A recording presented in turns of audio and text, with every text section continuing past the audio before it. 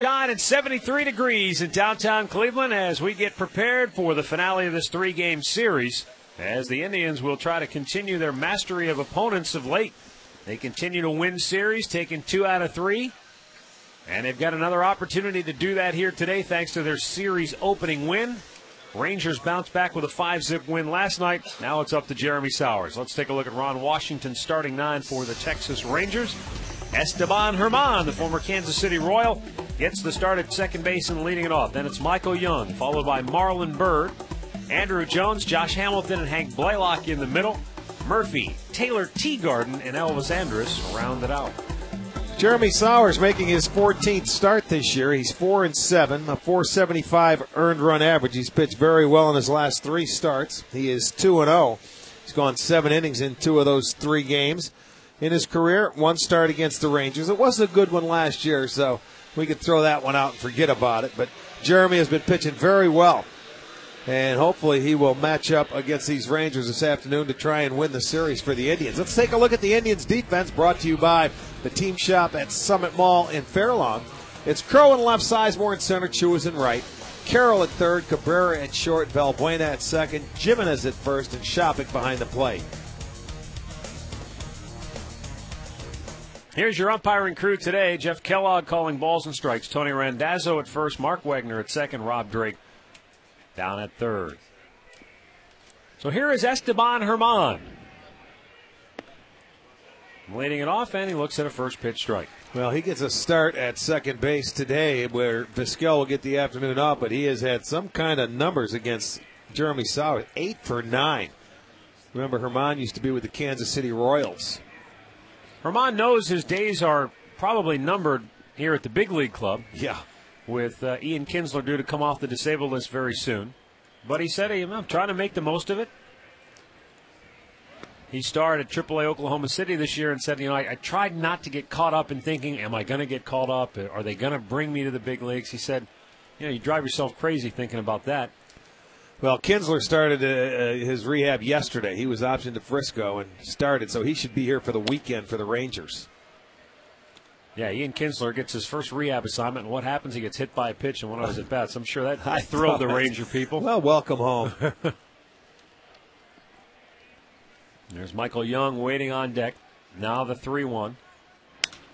Popped him up. Second baseman Valbuena will call for it. 1 down.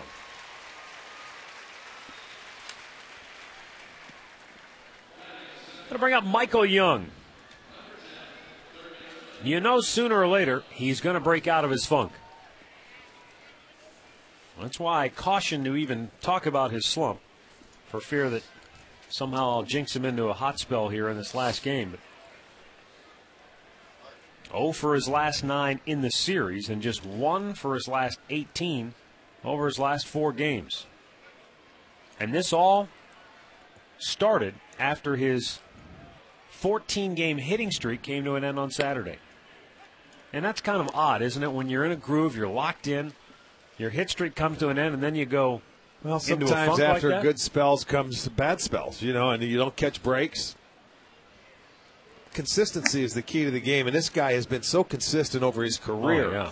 That's why when you do happen to see him like this, boy, you better take advantage, because it's few and far between when you see Michael Young that not hitting the baseball and getting on a couple times a game. Sowers shaves the outside corner, 1-2 the count.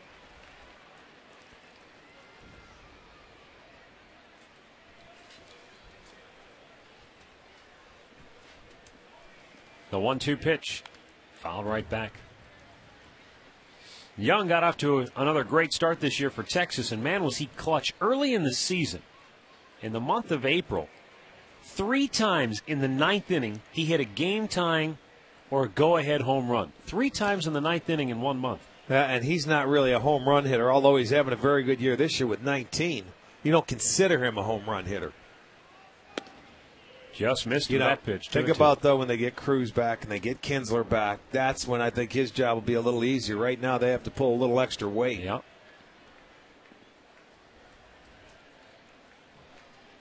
There is Marlon Byrd waiting on deck.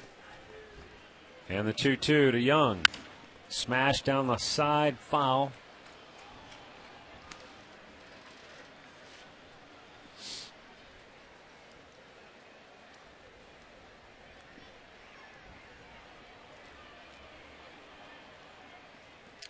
Talk about the home run prowess of Michael Young. His next home run will give him just his third 20 home run season. 2-2 pitch in the dirt, full count. Another all-star game appearance for Young this year. He was 1 for 3. You know, he's really surprised me defensively because, you know, he won his first Gold Glove last year as a shortstop. They tell him they want him to move to third base. He balked at it originally for Elvis Andrus. And then he went over there, and I'll tell you, he's an excellent third baseman. Payoff pitch up the middle and into center field. So Michael Young snaps his 0 for 9 series skid with a base hit. And this is what he does so well. That's not a bad pitch by Sowers, but he stays on the baseball. He goes up the middle and the other way. And once it gets by Jeremy into center field for a base knock.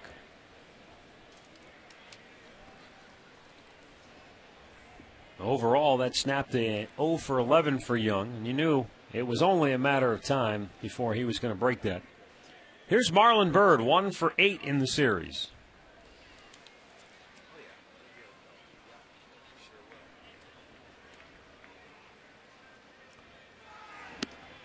A little bit high for ball one.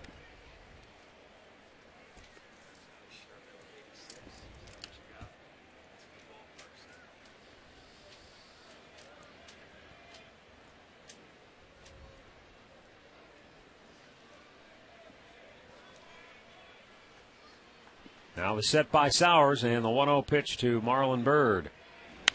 Fouled away. In this, what we call the rubber game of a 3-game series, on the year, Texas is 8-5, and they've won 5 straight on the road when it comes to the deciding game of a series. You know, those are really big games that get you over the hump when you can win that final game and you win 2 out of 3.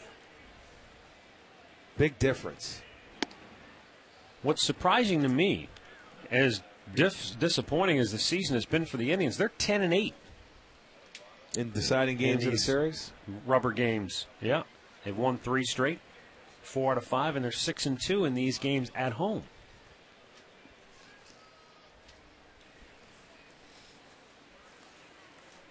Sowers with the 2-1. Weekly hit to short. Cabrera will get 1, and Valbuena will hold on to it. 2 down.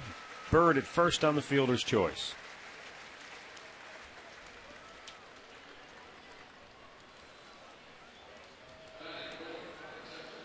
And that will bring up Andrew Jones. Now, this was a very interesting sign when you go back to spring training when the Rangers took a flyer on Jones. It wasn't going to cost him a lot of money. You know what kind of track record he has, but people wonder, does he have anything left? Well, 17 home runs later. Yeah, the average isn't very high, but he was the 25th guy to make this club. You remember coming out of spring training, he was the last guy to make it. And if he was going to play the role that originally he started, well, Cruz has been out, and you've had Hamilton out, miss some time. He's had to fill in a little bit more. Yeah. But he's done a decent job here. He has turned it around. Teams gave him up. The Dodgers ended up paying him all that money after that 2-year deal and just said, forget about it. But you're right, 17 home runs. He still will pull off swing and miss it a lot. Yes. But that's this whole Texas team. 1-0 pitch. They have the opportunity to go over the 900 strikeout mark today. They have 897, tied with Tampa in the league as far as home runs go. And third is the Indians with 859. But this Texas team can hit home runs. Surprisingly, they're 14th. They're last in the league in average. You know, you say surprising on one hand, but then you start looking around and you see Josh Hamilton's at 248, and that's after a hot spell. He was hitting 220. Jones is hitting 221. Blaylock's only at 247. Yeah, but the damage, like Kinsler, you look at him. I mean, his average is down, 242. And Jones walks on 4 straight. So now Sowers will have to deal with the left-handed hitting Josh Hamilton.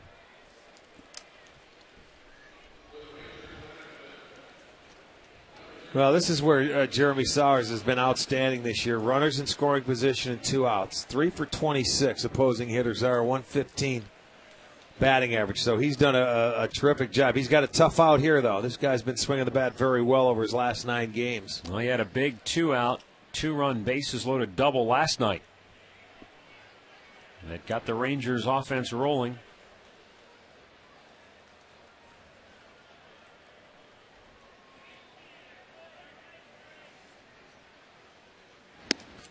Well, I could say right now he's not throwing as hard as he was in his last start in Chicago. He seems to be 2-3 mile an hour off. He was up 90 consistently, 90, 91 in Chicago. That, and it doesn't seem like he's able control. to find the inside corner. That's right. It goes from time to time, start to start. Hamilton chased, and it's 1-1. But as we've seen, and we know young pitchers, if you have problems in that first inning, if they can get through it, they somehow have a chance to really do it. Aaron Laffey's been a good example. 2 Rangers aboard, 2 Rangers out. 24th pitch of the first inning for Sowers coming up. Check swing, slow roller to short. Cabrera, barehand grab, throws, not in time, and the bases are loaded. Nothing you could do there. Did a little check swing, and it was perfect placement, and the speed of Hamilton is going to get him an infield hit. Cabrera playing deep. You're trying to knock everything down with runners in scoring position. And all of a sudden, it's like a perfect bunt. Look at he tried to stop his swing, and you can see where Cabrera had to come from. He does everything in his power to get it out. The speed of Hamilton. Now Hank Blaylock will get a chance. Bases loaded, 2 down. 2 for 8 in the series.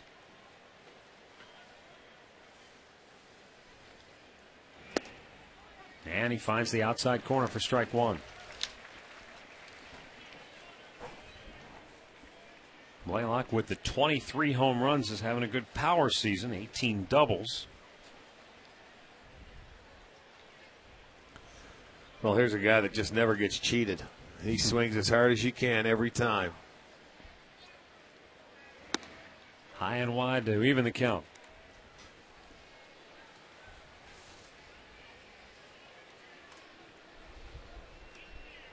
Five career slams for Blaylock. He's hit 10 or more home runs in 7 straight seasons. That's the 3rd longest streak in Texas history. Popped him up. And the shortstop Cabrera gives way to Jamie Carroll at 3rd, and the inning is over. Rangers leave them loaded. Brady Sizemore and the Indians coming to bat.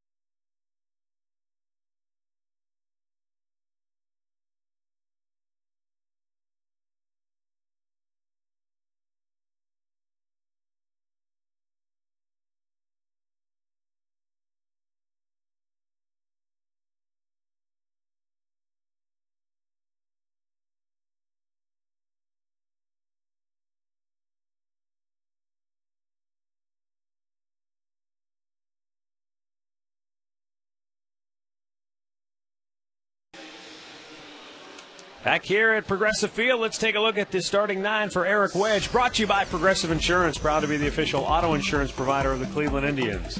Sizemore, Carroll, and Cabrera at the top today. Then it's Chu, Peralta, and Valbuena in the middle. Shopik, Crow, and Jimenez rounded out.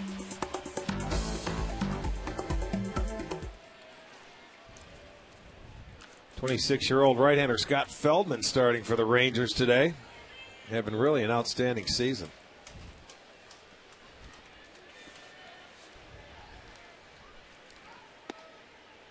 And Feldman goes right at Sizemore with a first pitch strike.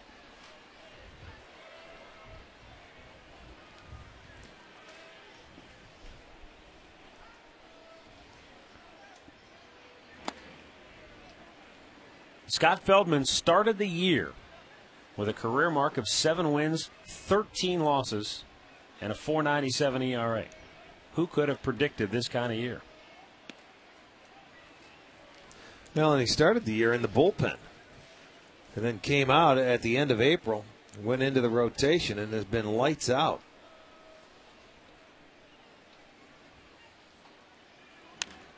Brady taps it foul, and the count 2-2.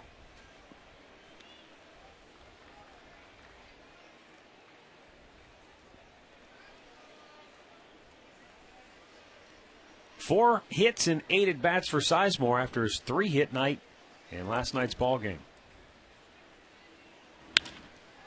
In the air left field, David Murphy barely had to move, one away. Let's check out that Rangers defense behind Feldman this afternoon. Murphy's in left, Bird in center, Hamilton in right. Young at third, Andrus at short, Herman at second, Blaylock at first, and Teagarden behind the plate. Scott Feldman making his 21st start, 11-4. 7 of those wins have been on the road with a .370 earned run average. It's the second most in the league, trailing only Felix Hernandez out in Seattle, who has 8.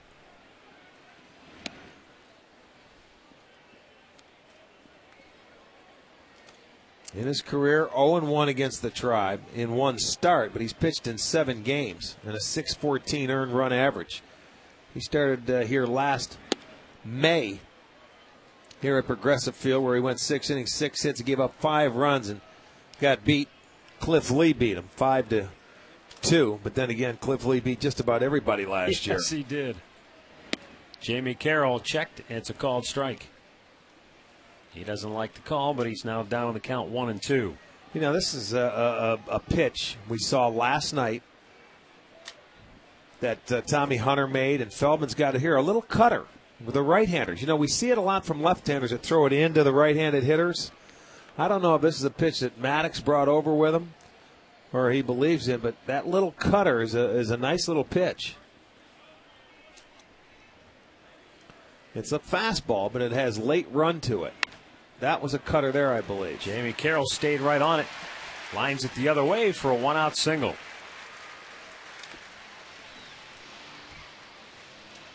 Let's check it out. You'll see it run late, right before it gets to the plate. It's got a little run to it. They call it a cut fastball. Not as much break as a slider would have. That's a pitch that can get into lefties and move a little bit away from right-handed hitters. But Jamie Carroll does the right thing, goes to right field with it, and gets a base hit. There's Mike Maddox, the Rangers pitching coach. He's done a terrific job at the helm here in Texas with those pitchers. As Dribble Cabrera shortened the bunt, took the pitch for ball 1.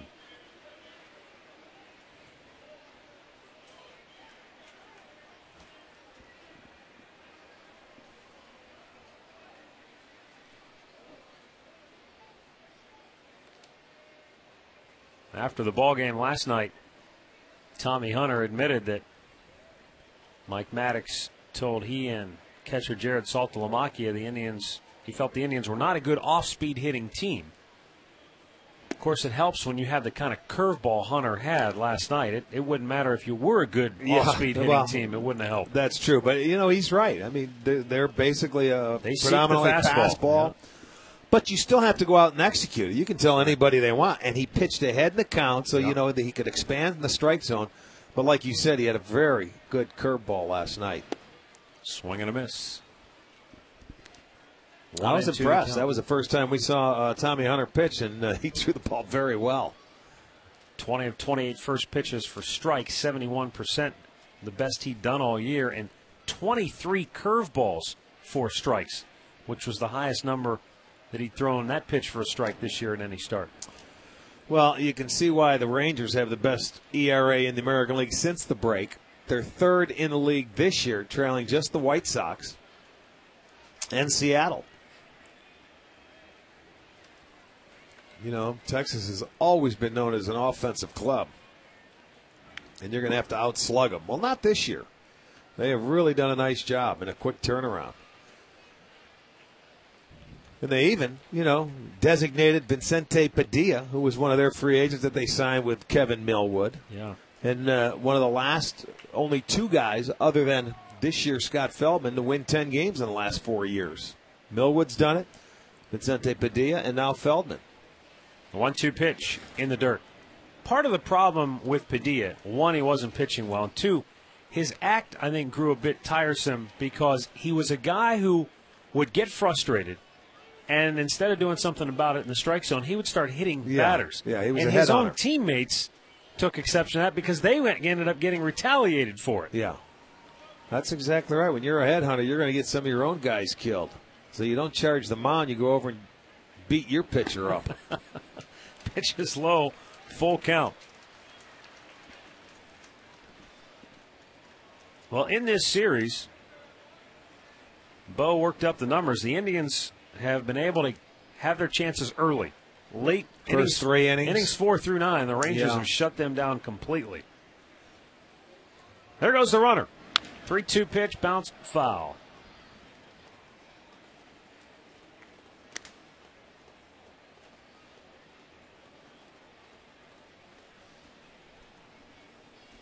Just the second time this year that Asdrubal Cabrera has batted in that 3-hole.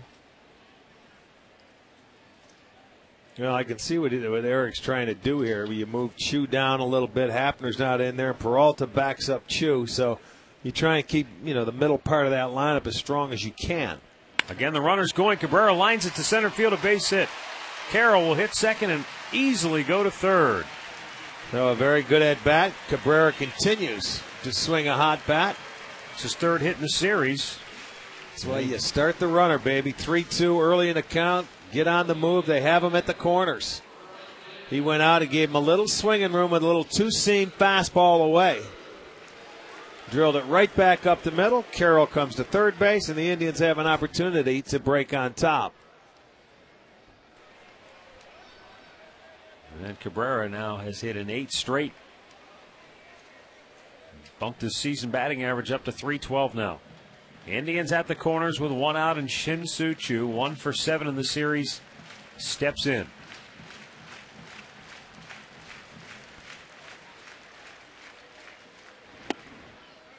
Eric Wedge felt last night in the first inning they had Hunter a little bit rattled, but he got Choo to hit into the double play, and that was that. Well, and when you say rattled, they had their opportunity, but he settled in. I mean, he made his pitch. Grady hit a little soft base hit into center. Then the bunt was a base hit. So they had the opportunity, but the Hunter he settled right in. It never really shook him up. Never looked back. 20 pitches already here in the first now for Feldman.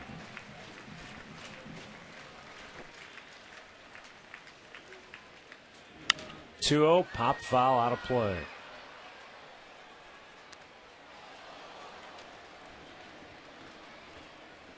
Interesting in that with Scott Feldman. Back in 2006, he was more of a sidearm pitcher. He had a whip-like delivery, and then late in the 2007 season, they redefined him as a pitcher, getting him more three-quarters to more traditional delivery. Well, he's a big guy, stays on top, not a good swing. And if he can stay behind the baseball, you get better movement. The ball will sink when you throw your two-seamer. He's throwing a cutter now. This one, I mean, you don't see Choo. There it is. That's a little cutter. And you see how it ran in, and it was too late to hold up. Tough to pick up the spin on that baseball, and it was not a very good swing when you have the count in your favor, but That's a very effective pitch. That's why. Now the 2-2. They're crowding him. They're staying tight. Cabrera holds. The pitch is inside, full count. Rangers felt like by changing his arm angle, too, it made his four-seam fastball look different from his two-seamer. Before, when he was coming from more sidearm, everything looked the same. When he changed the arm angle, though, that two-seamer really gave it more sink. Now the payoff pitch, Cabrera bluffed the move, and he is back in time. He had him because he was off and running, and that's one thing you have to watch out for. First and third is just to make sure he goes to the plate because you're banking that the hitter's going to put it in play. But Cabrera took off a couple of steps, but he had time just enough to get back.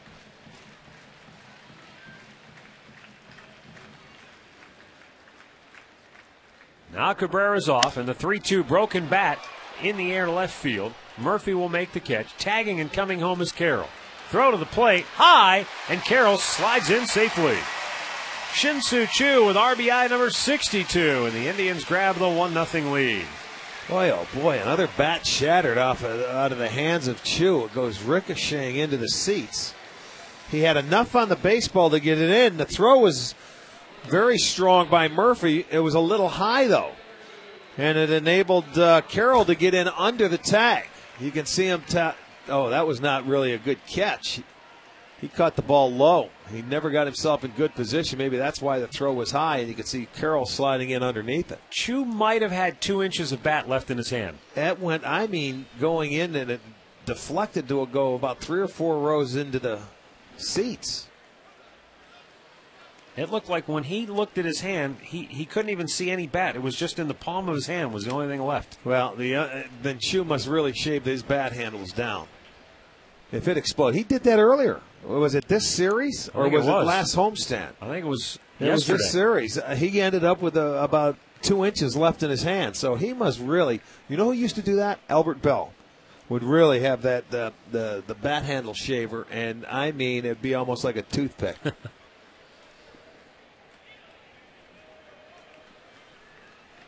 Now a 1-1 pitch. Called strike to Johnny Peralta. Now he's down on the count 1-2. 0 for 6 in the series for Peralta.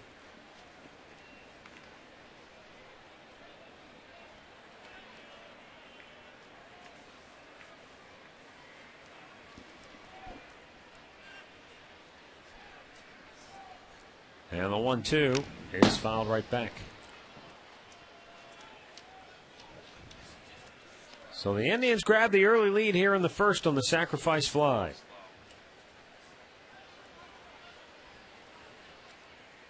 And it's been a long first inning for Feldman. This will be pitch number 29 for the Ranger right-hander. Cabrera, who has 15 steals on the year, back with a dive.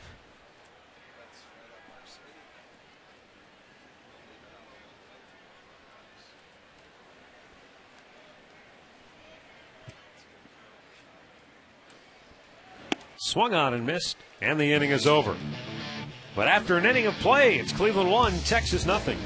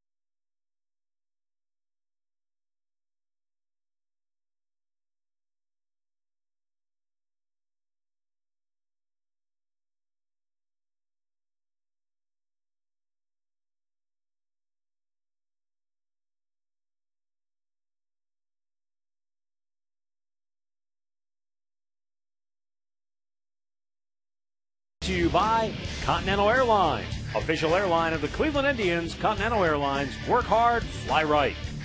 By McCafe Coffees at McDonald's, all made to order with fresh ground espresso beans.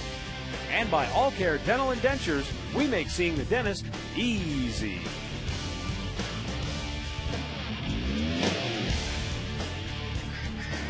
Tribe on top as we go to the second inning. Bottom third of the Ranger order due up here. David Murphy to lead it off.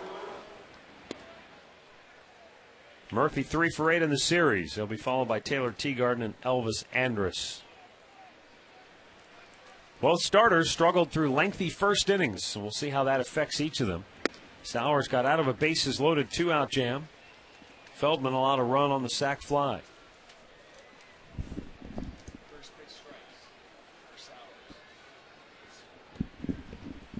The 1-1. Slow chopper to first. Big bounce for Jimenez. One away. Here's a look at today's Alltel text poll. Question of the game. Well, what do you think of the Rangers' postseason chances? 1, if you think they'll win the West. 2, if they'll be the wild card participant. 3, if they'll whiff entirely. Text your answer to 31962. We'll have the results later on. Rangers start the day 5 games in back of front-running Los Angeles in the AL West. Angels have now won 3 straight coming into today's action. They're playing well again, and the Rangers, that's the farthest they've been from first place is 5 games. They're only a game and a half behind Boston, though, on the wild card. And they have Boston this weekend. You know, they've been out on the road. They go home for a series against Boston and then 4 with Minnesota. So that's a big series. Then they go right back out on the road for the rest of the month. They go to Tampa, New York, and Minnesota. So it's a tough schedule for them. Yeah, Red Sox have won 3 straight. They've been beaten up on Detroit, who can't buy a win against Boston this year. Tampa Bay, meanwhile, is slipping. They've lost 4 in a row. Well, they've been playing the Angels. That's why. I mean, if somebody's hot, that means somebody's cold. That's exactly. No, they've been great games. I mean, high scoring, 9-8, and home runs. It was 10-5 yesterday. Really good baseball to watch if you like offense. Taylor Teagarden batting for Texas here with 1 out in the second inning. Jared Saltalabacchia getting a day off. Teagarden hitting just .204 on the year.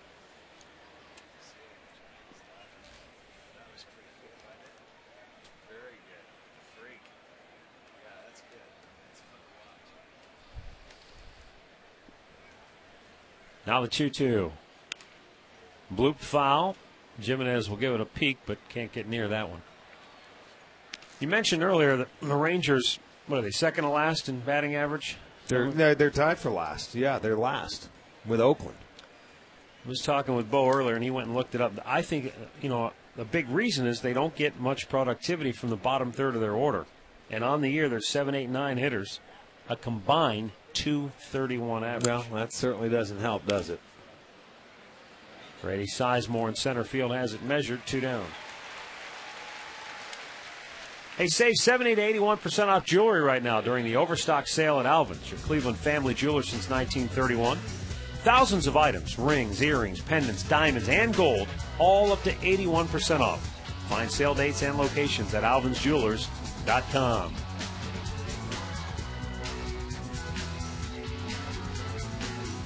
Now, it's not that you expect your 7, 8, 9 hitters to carry the team, but when your batting average as a team collectively sinks that low.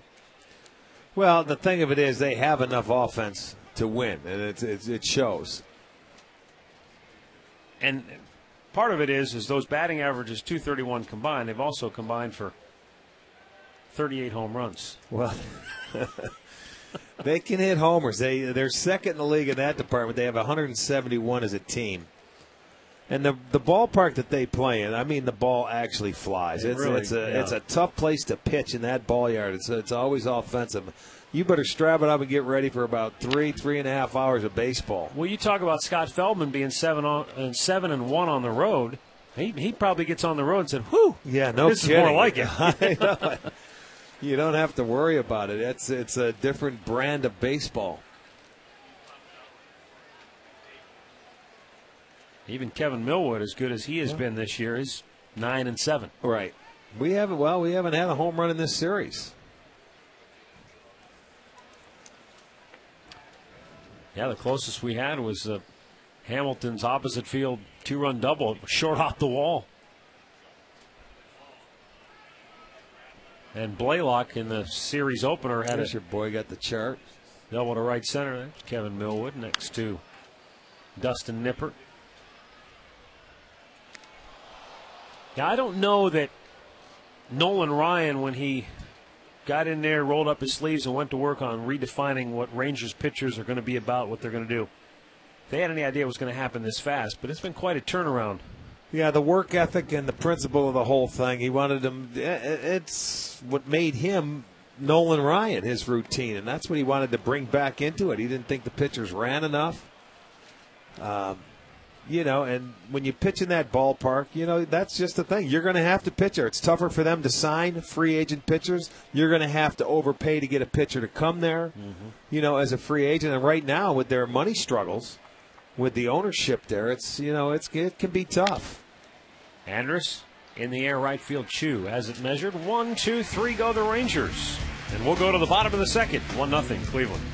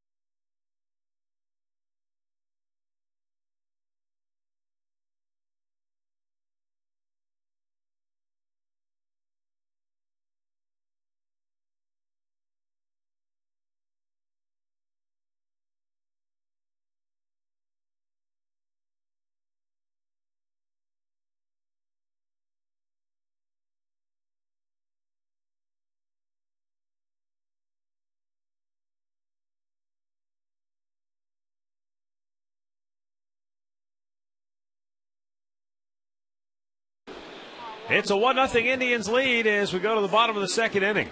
And it will be Luis Valbuena, Kelly Shopik, and Trevor Crow to bat for the Tribe against right-hander Scott Feldman. Bobble Buddies given away today. Not Brutus, but Fausto.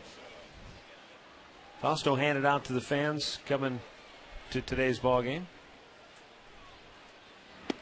I didn't know you could clip it on your hat, though. I didn't either. That's news to me. I didn't see that. Does he have it set up that way, or can you clip that to your hat? Yeah. I think it's a clip. It's like a clip.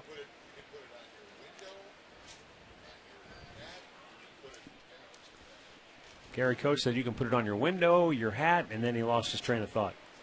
Valbuena bounces one foul wide at first. Game. He's entitled. On your laptop, you could probably clip it on your. Yeah, there you go. Okay.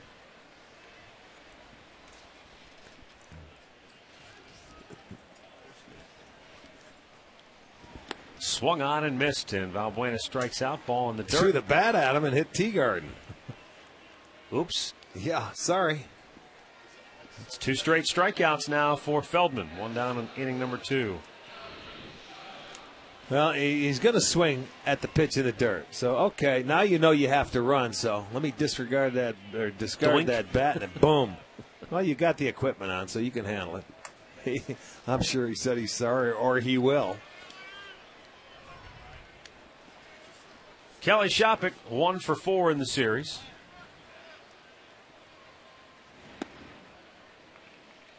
Tried to hold up, and he did, says the first base umpire.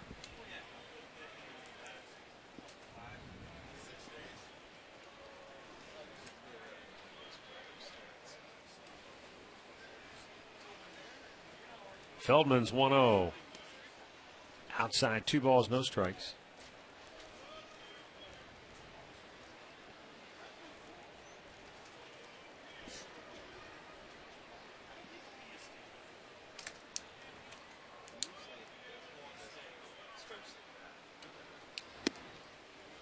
Two and one. He let her rip.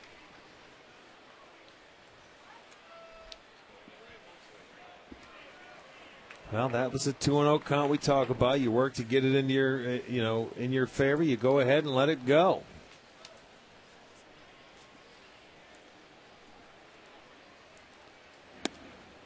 Now, we've seen Kelly Shopik swing and miss a lot, but Buster Olney at ESPN.com does a great job covering baseball. Had in his column today the top swing and missers in baseball among hitters. Mark Reynolds.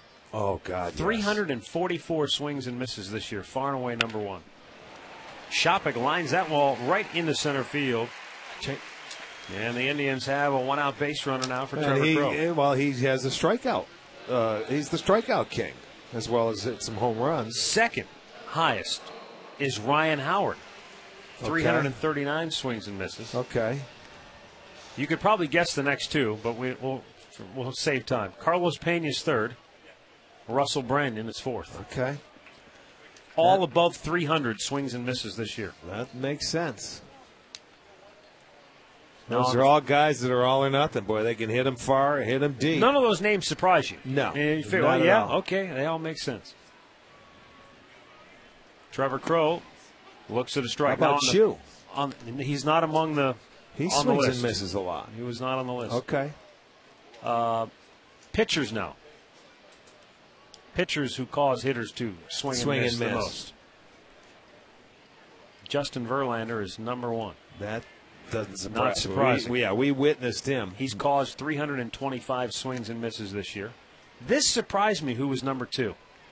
Really did. I mean, we watched him pitch, not this year, but we watched him pitch in the American League in the past. Good pitcher, but never thought of him as being this good of a swing and miss guy. I know who it is. It's Vasquez. That's right, Javier Vasquez. Yes, indeed. That doesn't surprise me with the White Sox. Trevor Crowe high, pop into shallow right. Here comes Hamilton. Fastball, good slider, good changeup. That doesn't surprise me. Two down, now Chris Javier Jimenez. Vasquez.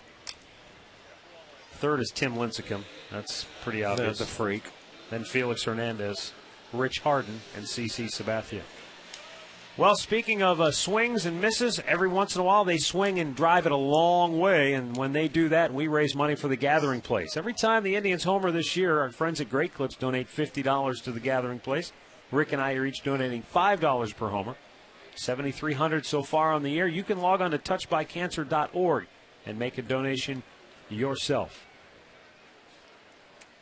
The Gathering Place is a wonderful community. We have a location on the east side, one on the west. They help individuals who are battling cancer as well as their family members with programs free of charge, which is why they need your help. There's a strike to the outside corner, and the count is 0-2.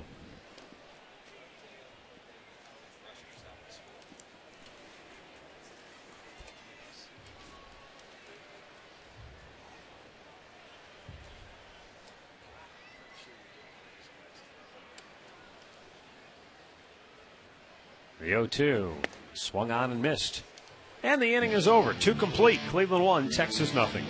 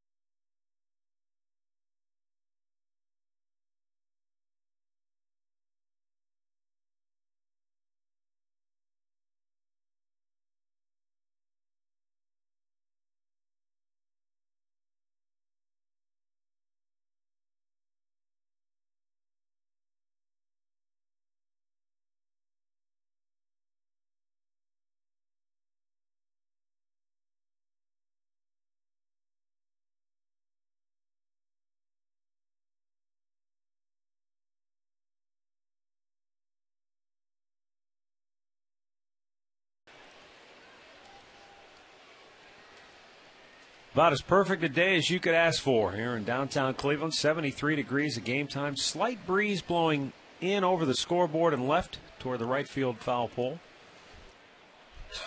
Nary a cloud in sight. Top of the order for Texas here in the third. Tribe with the lead on a sacrifice fly by Shin-Soo Choo in the first.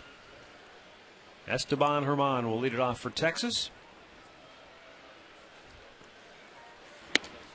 And Sauer's first pitch in for a strike. These 3-game homestands got to end. You know, it's Monday. We're off Mondays. You go Tuesday, Wednesday, day game Thursday. You go out for the weekend and come home. We will head out to Minnesota for the weekend after today's game. Ground ball, routine and short for Asdrubal Cabrera. Guns him down, one away. Well, if you enjoy baseball, you would certainly enjoy a week out in Goodyear, Arizona at the Cleveland Indians Fantasy Camp. That'll be January 16th to the 23rd. It's an all-inclusive week. I mean, you play 7 games. We have a lot of laughs, a lot of fun from former Indians, from Bob Feller all the way down to Joe Charbonneau, Len Barker, and Pat Tabler and the boys. Really have a great time. You got to come out. The great facility. Matter of fact, the Reds will be out there joining us this year. We're going to have to maybe hook up with their fantasy camp. A camp off? Yeah. Instead of, playing amongst each other, we may have to split up our teams and go rough up the Reds fantasy camps. I'm just not sure when they run theirs. Who do you suppose the Reds' ringer is among their former players? Who do you think the... Oh, you mean their best player? Yeah. I don't know. I don't know who they, bring down there, to be honest with you. They could just pick just about anybody from the Big Red Machine. Yeah, they're Pretty old good. now. We're quicker. Johnny Bench, George Foster, Dave Concepcion. I would doubt that any of those guys do that. Yeah? That's just a guess. I'm not sure. I'm going to have to find out, though. But I know one thing. We got some good guys that go down there for the Tribe. It's a lot of fun. Now the 1-2 pitch. Maybe they'll bring back... say Rob Dibble and let him pitch an inning to all the campers. I'll take the day off. I've got a bad back. I wouldn't stand I do know one thing. For... Our own Mike Simons is down there. He just released our video that he was down there with his crew and did a terrific job making the DVD. Line drive to right field, and Michael Young has suddenly found his stroke again. He's 2 for 2. Well, you knew when he got to hit that first at bat, they get That'll greedy. Get him going. Hitters get greedy. Good hitters. They get that first one, it's like a shark smelling blood, man. They just get going crazy. So it got him going. That's another good pitch. Sauers made 2 good pitches on this guy. He's 2 for 2. Well, he's just going back to basics to me is what it looks like. Yep. He's, as you say, he's letting the ball get deep, staying on it. That's what you usually do. You revert back to the basics, man, and it gets you going again. Marlon Byrd with 1 on, 1 out. He hit a slow roller to short his first time up in this very same situation.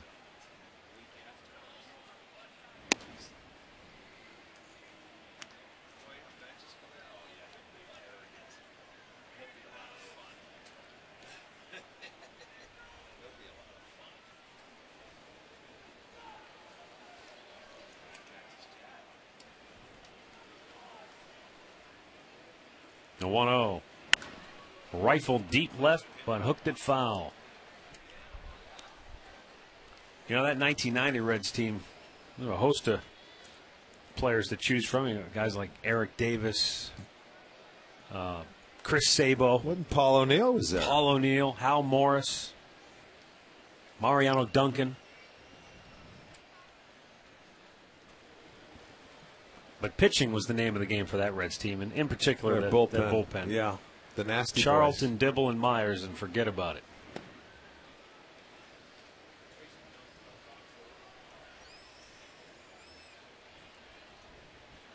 Two and 1 to count with 1 on, 1 out here in the third. Tribe on top 1-0.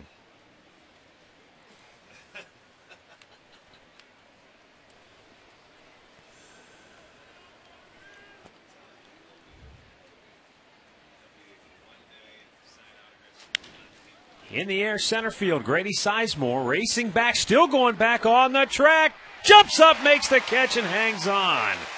Back to first goes Michael Young. Sizemore tracked that ball a long time, then had to look back up into the sun. Looked like maybe he lost track of where he was because he jumped a little too early. That's the tough part of it, Matt. When you go back there, you feel the wall. You know you're getting close because he was on the warning track. That ball might have carried better than he thought. Now he knows the wall's around. So and you can't take your eye off of it because you're looking straight up into the sun. He didn't have to put those glasses down, but he knew that wall was close. But the concentration level stayed right there. He puts it away. That's out number 2. And it brings up Andrew Jones, who walked on 4 pitches his first time up.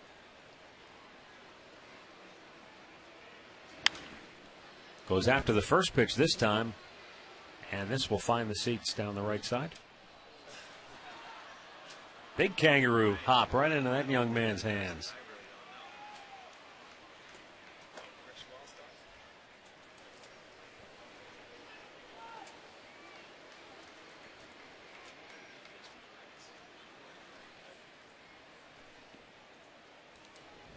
Two down with a runner at first.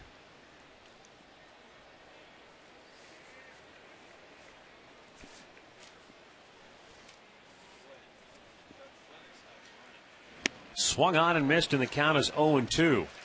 Now Jones, even though he did walk his first time up, has struck out 6 times in his last 11 at-bats and has just 4 hits in his last 31 ABs.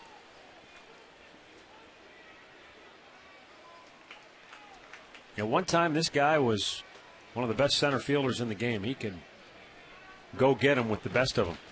Well, multiple Gold Gloves. And, I mean, yeah. 0-2 up high. A mainstay in that outfield for Bobby Cox. I'll never forget, I was watching the game when Bobby Cox took him out of a ball game for him not hustling and going after a ball, and Bobby right in the middle of the inning took him out when he was a kid. He might have been 20 years old. He's only 31 right now, and he's been around that long. You think he's a lot older than what he is. 388 career home runs, 52nd all-time. He's only 1 behind Johnny Bench, who we were just talking about a moment ago, for 51st place on the all-time homer list.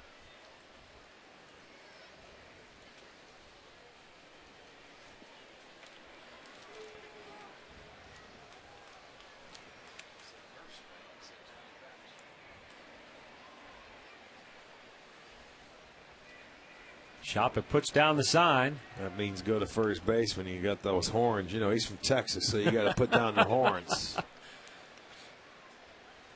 The former Baylor Bear, Kelly Shopik.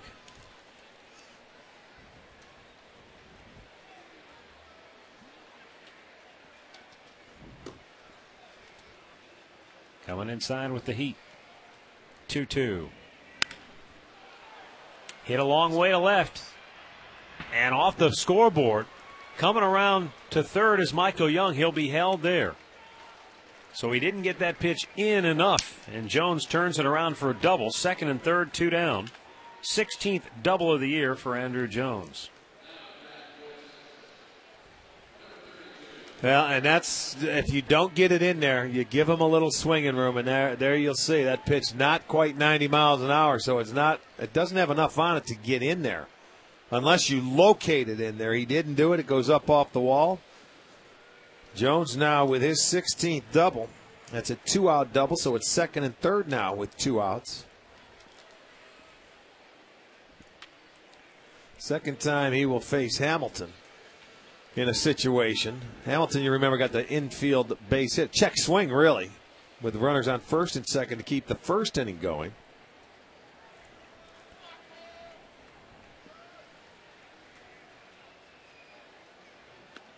Almost had him chasing that pitch, and he did go, says the third base umpire, Rob Drake.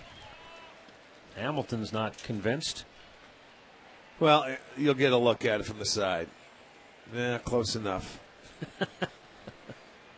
I mean, that's borderline, but you know what? If you call it like that, that's.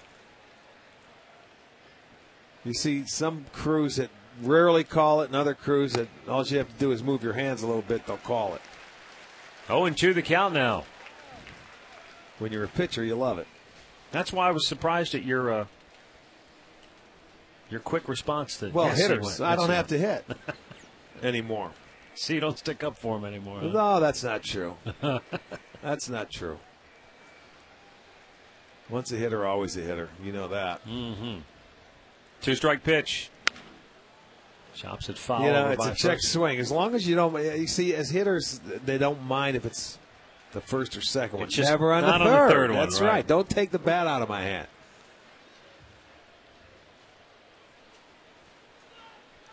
You still have one swing. If you always have one swing left, you're okay.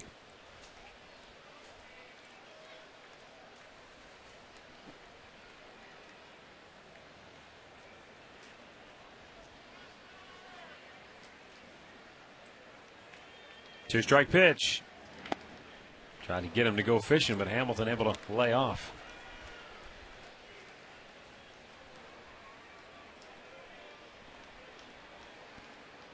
Well, and he's been throwing Hamilton a lot of breaking balls, and not a bad idea. He was just able to lay off that one right there. Hamilton loves the ball down, puts a smooth stroke on it.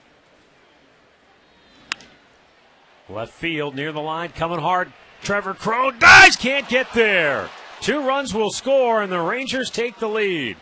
Into second base with his second 2-out, 2-run double in as many days is Josh Hamilton. Boy, that's unfortunate because he made a good pitch. That pitch was so good that it got inside a little bit on him, and he couldn't drive it.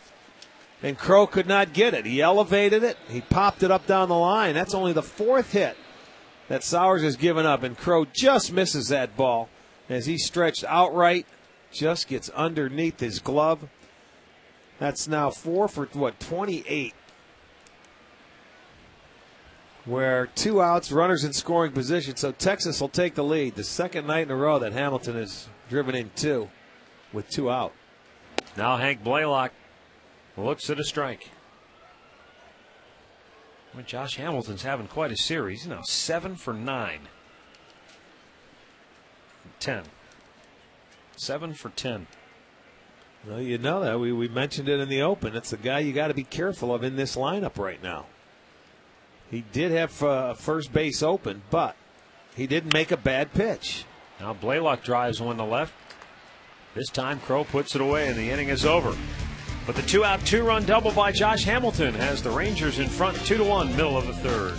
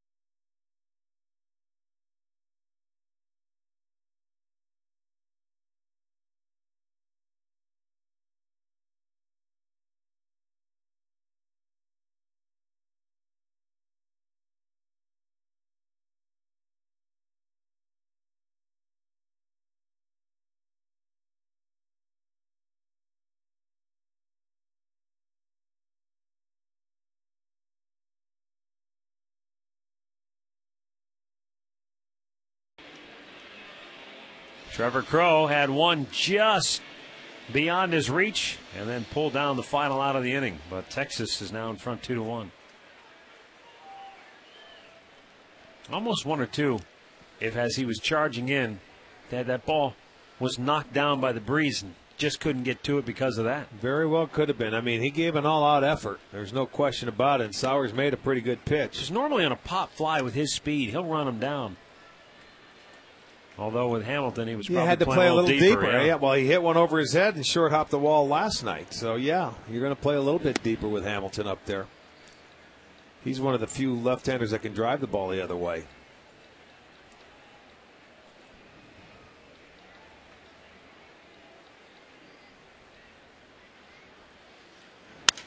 Broke his bat. Shallow pop. This is going to be a tough play.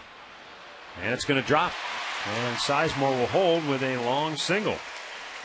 Well, as deep as Bird plays in center field, which he does play a very deep center field, you're going to get a lot of balls fall in. This is our great clip of the game from last night. Brady Sizemore with a 3-hit affair. That was the flare early in the game. That was a solid line drive base hit. Then he went into second base, ruled a single and an error. But swinging the bat pretty well right now. 5 hits in the series for Grady Sizemore. Down in the dirt.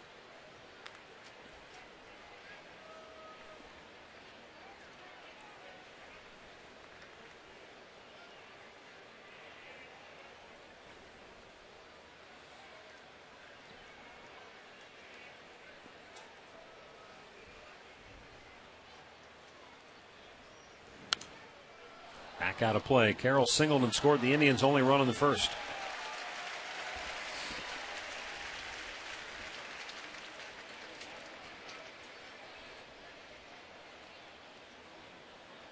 Hey, don't forget, after the game today, we've got All Bets Are Off with Bruce Drennan right here at Progressive Field. Bruce stopped in before the ball game. He said he was hoping for a quick game because he wanted to take all your calls today. He hasn't had a chance to do that. He was on vacation recently, so he's hoping we wrap this up expeditiously.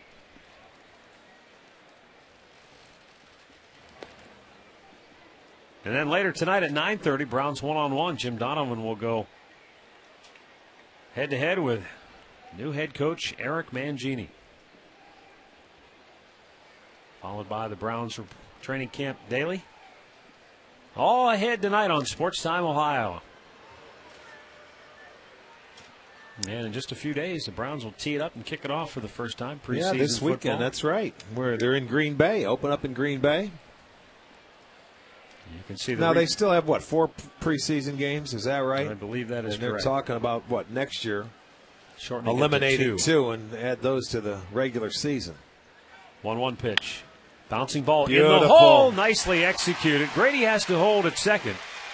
Josh Hamilton came flying in to pick up that ball. Nice job of hitting there by Carroll. That goes to show you, right-handers that are hitting second, when you have a man on first base, that hole is a little larger because you have to hold the runner on. The second baseman's cheating for a double play. You don't have to hit the ball sharply or that hard to get it through the hole. It's just placement. And that was placed beautifully. You're not going to get to third base, but you get that base hit and you get him into scoring position. It looked like he literally manipulated that ball into the hole. That's absolutely. You know, when you're taking batting practice day in and day out, those swings, you see hitters taking that style of swing just to go the other way. Nicely done by Carroll. He's 2 for 2 today. I know he doesn't have every day at bats for the whole year, but his batting average now is over 300. Well, he does a nice job when called upon. Now a chance for the Tribe to come right back here. Cabrera bunts it well, third base side. Michael Young's only play is at first. Sacrifice completed. 5-4, and Indians at second and third. Let's pause now for an update. We'll go back to the studios. Here's Al.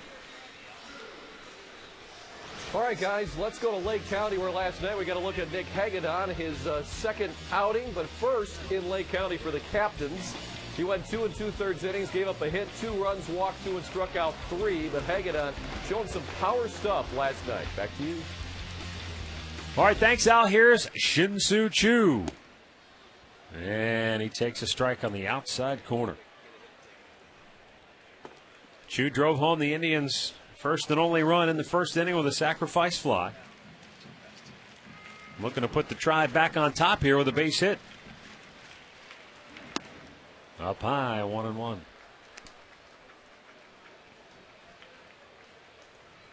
Hits are even at 5 apiece.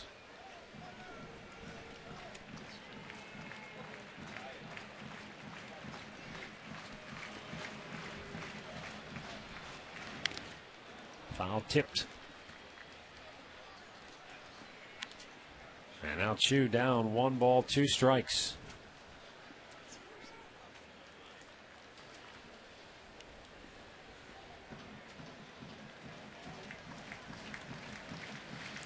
They tried to stay tight on Chu the first time. Remember, he broke that bat. He had about 2 inches left in his hand. The barrel head flew in the seats, but he was able to get the sacrifice fly in.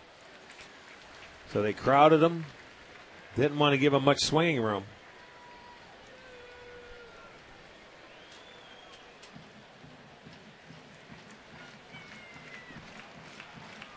Mike Maddox looks on as Scott Feldman has made 55 pitches so far.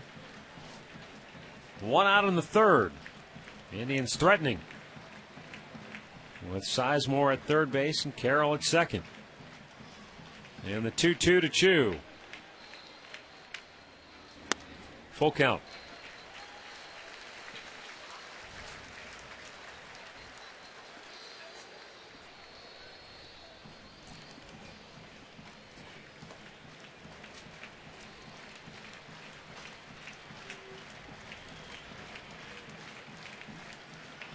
There, the payoff pitch. And he's fouled it straight back. I want to send out a special hello to Carl Yelinsky, who is a big Indians fan. So, Carl, we want to say hello to you.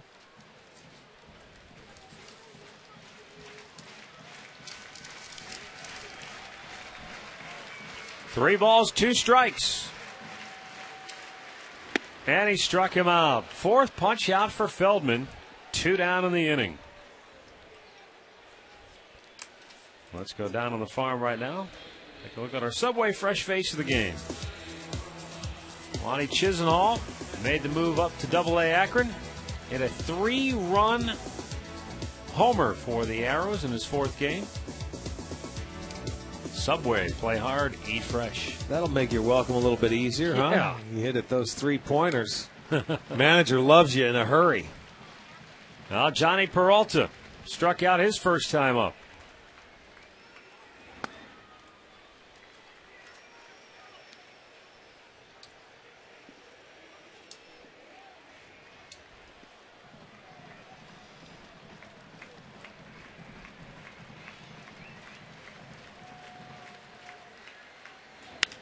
Line right field, slicing into the seats it goes. 1-1. We'd also like to welcome the Life Skills School of Cleveland. It's on Carnegie here. They're celebrating their first time out at the ballpark today, and Mr. Les Polly, who is with them, celebrating his birthday. So, Les, happy birthday to you.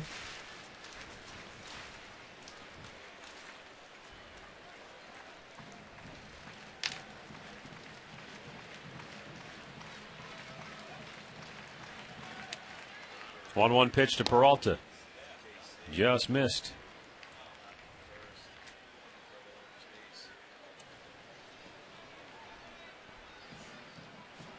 Don't jump. Doing a little roof repair over at the Q. I'll tell you. The way. Oh, I can see him.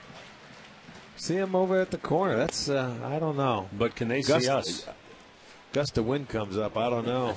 I'd have to be belted down.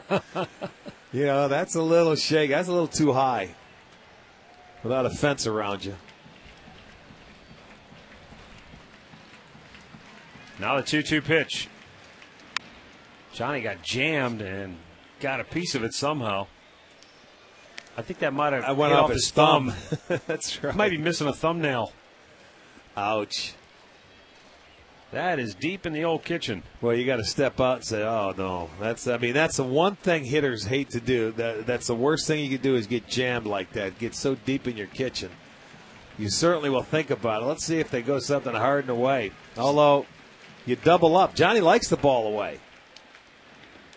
Bounced it in there. Full count. How many times you see a guy do that, though, and not break his bat? That's because it's so far in there. He didn't hit it hard enough to break his bat. That was soft. Taylor Teagarden goes out for a chat with Feldman. Indians second and third, 2 down. Down a run, bottom of the third inning. Trying to answer back after the Rangers got their 2 in the top half to take the lead.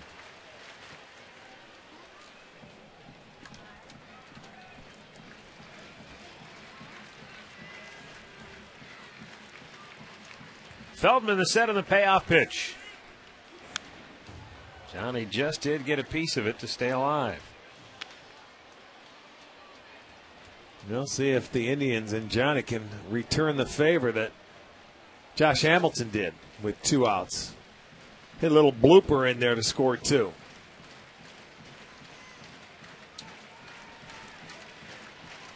Good speed on the bases, so all you really have to do is find a hole somewhere. With 2 down, the 3-2. Fouled away up the third base side, so Peralta hanging in there. Yes, he is. Fouls them off away, fouls them off when they're in.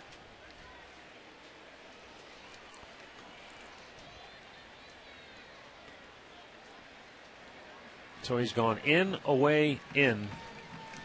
If the pattern holds, it's going to be away. I'd go back in. They go away, and it's lined into the glove of Feldman to end the inning. Boy, Johnny thought he might have gotten away with a 2-out, 2-run hit, and Feldman stole it away.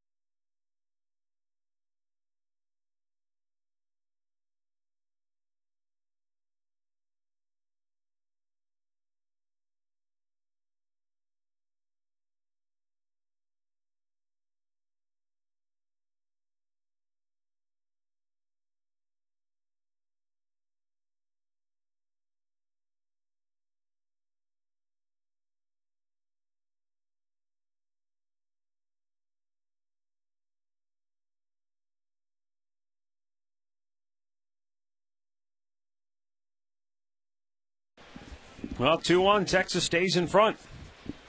Thanks to some nifty glove work by Scott Feldman helping his own cause. Well, it was a good at-bat. It was a good at-bat by Johnny.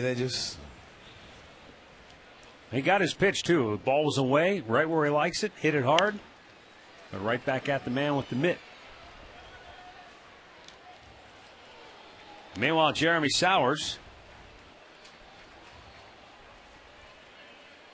67 pitches into the ballgame, 40 for strikes. Well, out of the 15 batters he's faced, Matt, 11 have hit the ball in the air. Only 3 ground ball outs. Texas already has 4 hits when they've been down 0-2 or 1-2. Well, he had it was Jones and Hamilton 0-2 last inning. Then they ended up reaching, and both coming around. Well, Hamilton driving in the 2, and Jones came around to score.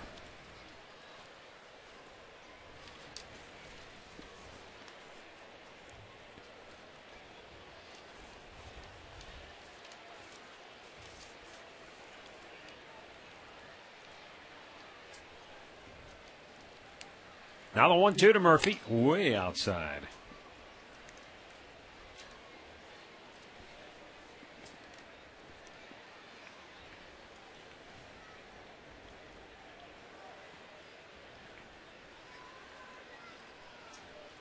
Sowers deals in the dirt. Full count.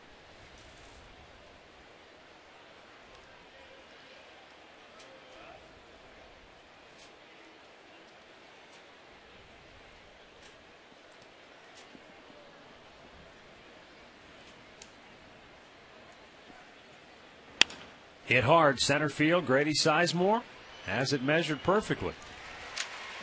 One away. And let's take a look at the All Care Dental and Denture Smile and Easy Cam.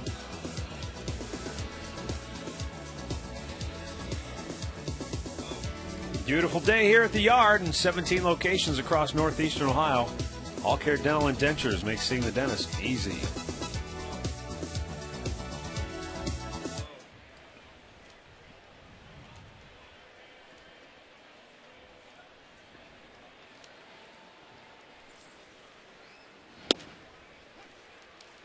Taylor Teagarden takes a strike. And again, Sowers continues to get ahead early in counts, throwing that first pitch strike, which has been a key to his recent success. And it's 0-2. Taylor Teagarden, a native of Dallas, Texas, so he feels right at home with these Rangers after playing college baseball at the University of Texas. Third round pick of the Rangers back in 2005.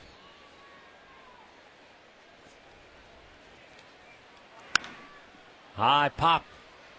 Center field, Grady Sizemore again. 2 away. Well, next Thursday when the Indians come home, they'll take on the Seattle Mariners. It'll be student ID night. So if you bring your student ID, you'll receive half off upper reserve, upper box, or lower reserve or bleacher tickets. That's right, half off. So go to an Indians team shop or visit Indians.com for the tickets. Next Thursday, student ID night.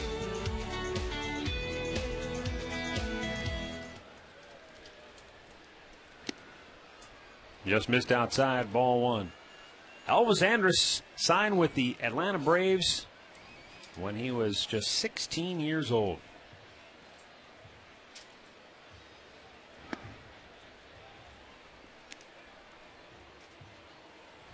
And it didn't take long before they realized he had a chance to be something special.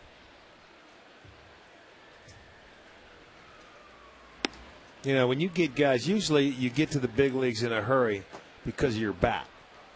You know, and they'll find a spot for you because you out-hit your mistakes defensively. This kid got here because of his defense. And, you know, he's done okay. I mean, this year as a rookie, a 20-year-old, 262, 81 hits. He has also 20 stolen bases. He's done a decent job, and he's only going to get better. That's hit pretty well, deep to left. Back is Crow. He's out of room, and it's out of here.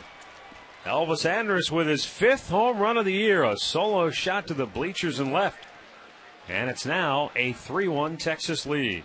So all of their runs coming with 2 outs. The 2-out double last inning by Hamilton, and now the 2-out solo home run by Elvis Andrus. His 5th of the year. Yeah, that ball had hit me all over. 87 miles an hour up, out over the plate.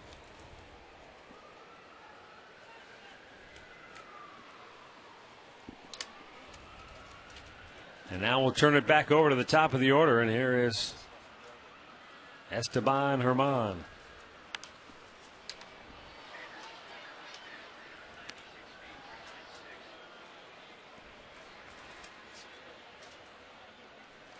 Herman began his career with the Oakland A's organization. He spent 1 year with the Rangers before going to Kansas City. Spent 2005 in AAA Oklahoma City. Played a few games with the Rangers that year and then moved on to the Royals. Now back with the Rangers, and he's trying to dump that one down the line, but it's foul. That was the first home run in this series, too, by the way. Yes, indeed.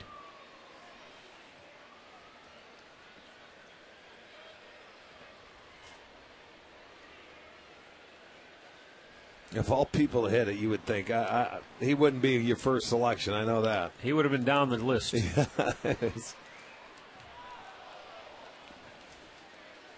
That's his second homer this year against the Tribe. He hit one in that opening series in Texas.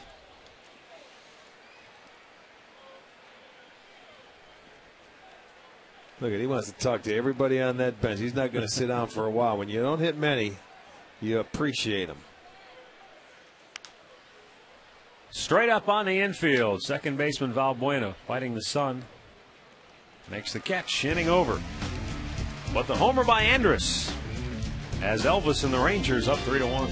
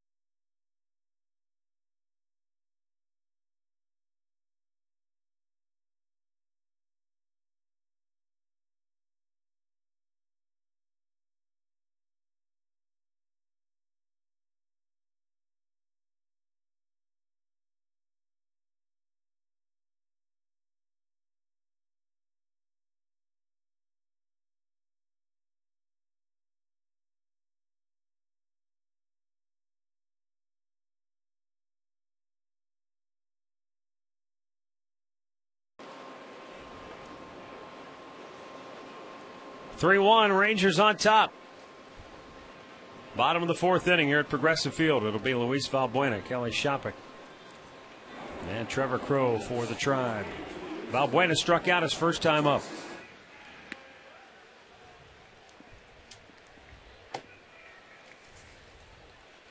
Feldman 68 pitches now on the day. Valbuena lines it into right field. Second straight inning, the Indians get their leadoff man aboard.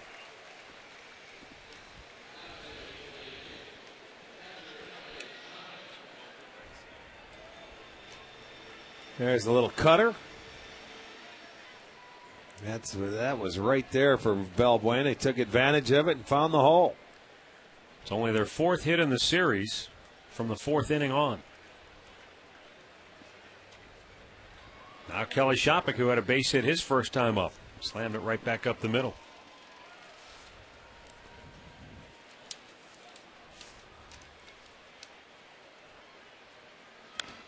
Fouled away. This scoreboard update brought to you by Wendy's. It's way better than fast food. It's Wendy's.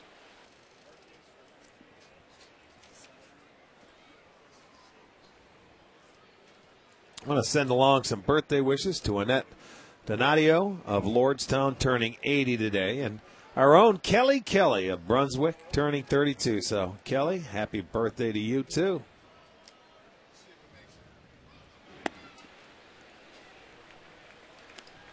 One and one to count on Shopik.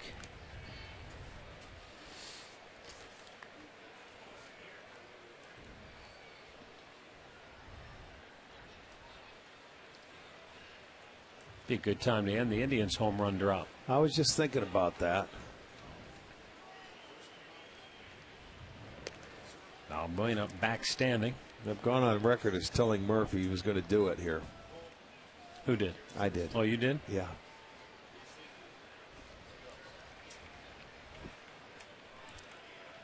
It's kind of scary that we're in accord there. I know. A 1-1 pitch. Well, they're due. Oh, that. Oh. You Shot know, it. and almost like he swung the bat at that, but it got his arm. And, well, what's new? He leads the league in that department. That's number 16 for him. The Indians still lead all of baseball. What's that, 68? And for Shopik, that's his 16th. Chu has 13. But he wanted to go and get after it, and it did. It caught his back arm. Hit by pitch, so now my prediction goes out the window. Go on back and hit. So the Indians have 2 on, nobody out for the second inning in a row. Trevor Crow, they pinch in at the corners, are looking for the bunt. I think he's swinging away. Got a bunt now. You know, you bunted last inning, I mean, with Cabrera.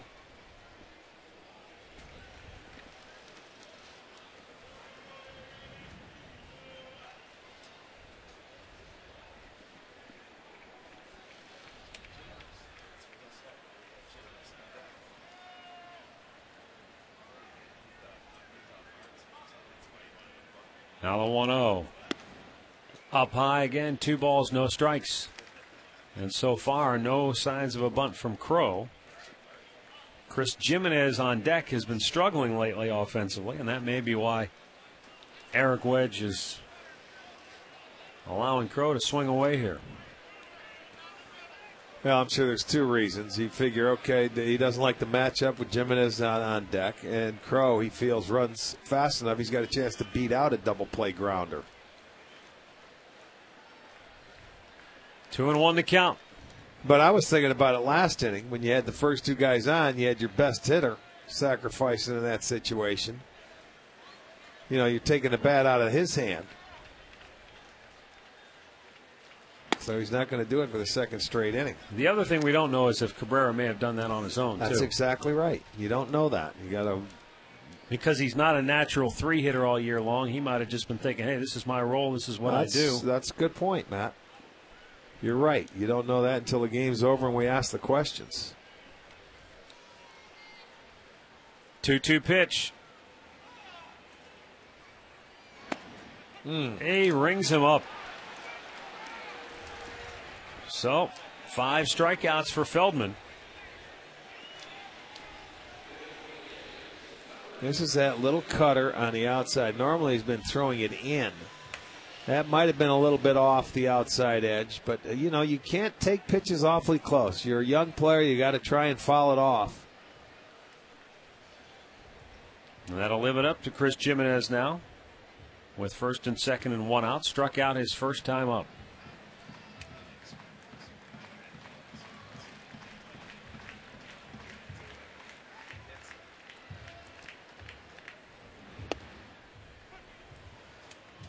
Gets ahead with a first pitch breaking ball for a strike. Valbuena the runner at second. Shopik is at first with 1 out. 50 out of his 78 pitches have been for strikes for Feldman.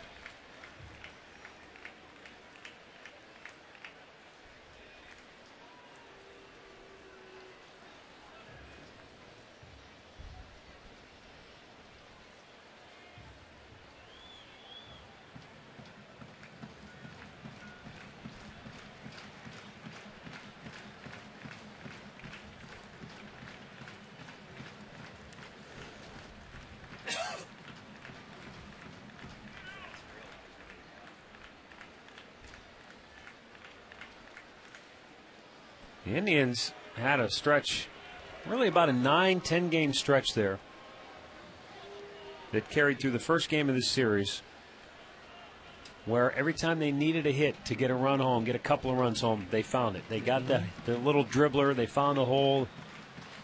That runs in cycles like everything in this game.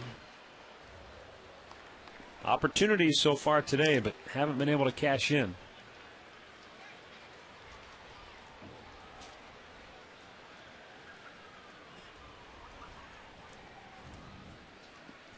Pitch number 80. on the afternoon for Scott Feldman coming up right here.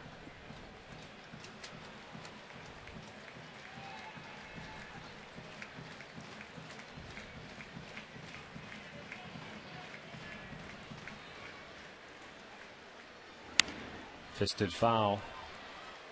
Nothing into the count. Send along some more birthday wishes. Carla Bergerath of Mansfield is turning 11. Carla, happy birthday to you. James Scott of Circleville is turning 7. So, James, happy birthday to you. And Ralph and 80 Workman of Shelby, Ohio, celebrating their 68th wedding anniversary. Congratulations, Ralph and Addie. That's great.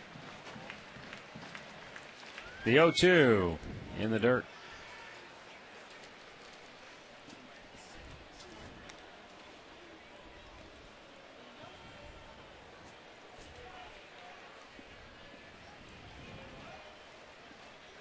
Two on, one out. Last of the fourth. Grady Sizemore waits on deck. Chris Jimenez trying to hang in there and find a base hit. Bouncer to short. 6-4-3 inning ending double play. 4 complete, 2-1 Rangers.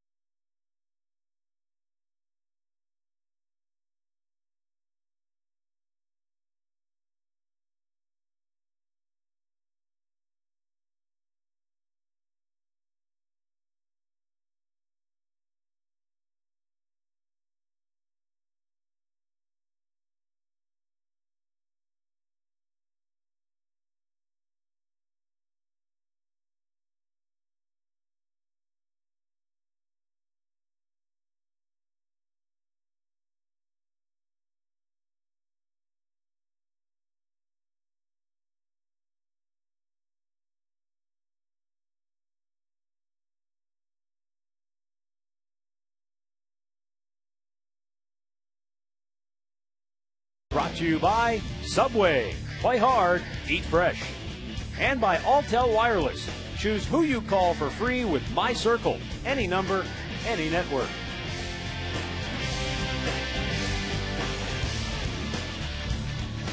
Well, 2-1 Texas stays, or 3-1 Texas stays in front. Scott Feldman's been able to work out of trouble. In both the third and fourth innings, the Indians had their first 2 men on base and did not score. Jeremy Sowers will face Michael Young, Marlon Byrd, and Andrew Jones here in the 5th.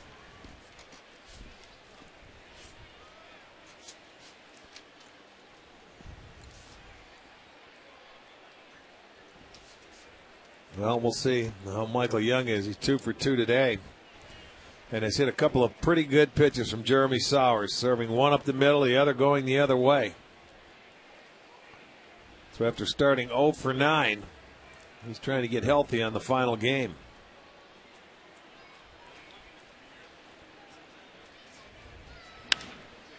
In the air, right field. Back races Chu on the track, pulls it down. 1 away.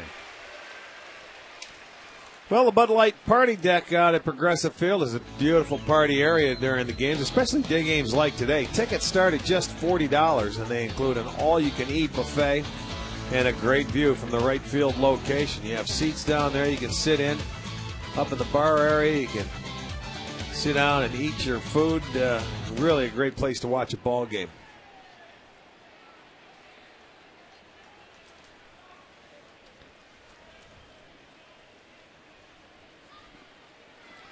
Marlon Byrd. Flied out to deep center his last time up. Well, 80%, 16 out of 20 of the Texas Ranger batters. Ball has been hit in the air. That goes to show you that Sowers is not a sinker baller like an Aaron Laffey. He's a guy that has the four seam and, straighter fastball, straight changeup. He will give the ball up more in the air.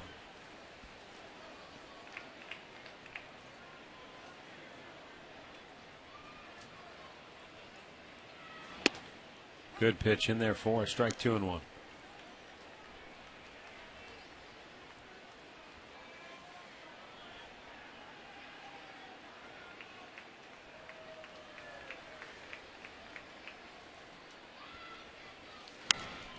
Pop back out of play.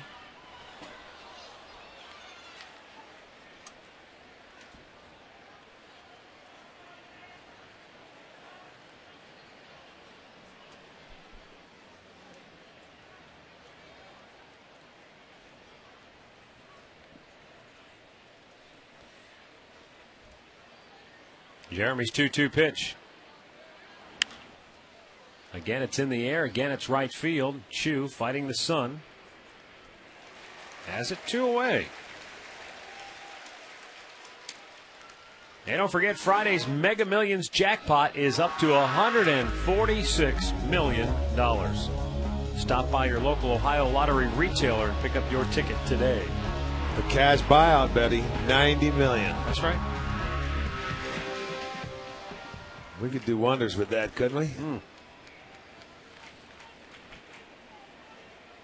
We could have a whole fleet of portable pizza ovens.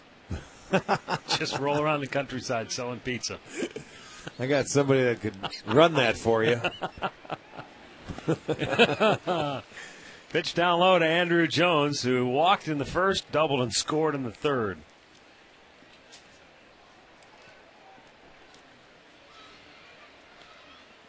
Almost got him on the back foot.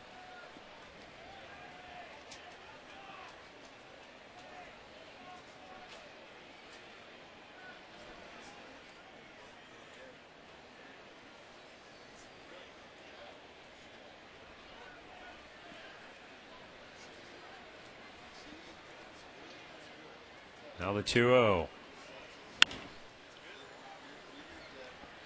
Brady Sizemore into the gap. Has the catch.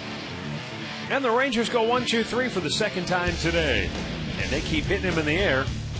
And the Indians outfielders keep running him down.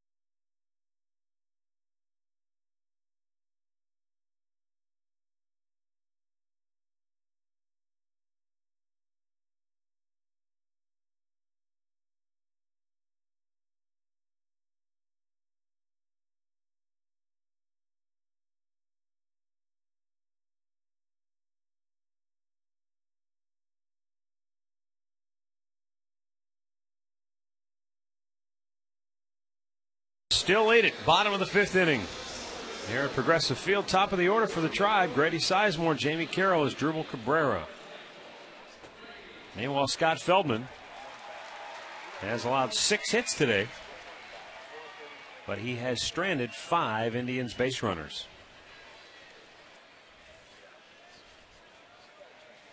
Grady Sizemore is 1 for 2 today, 5 for 10 in the series.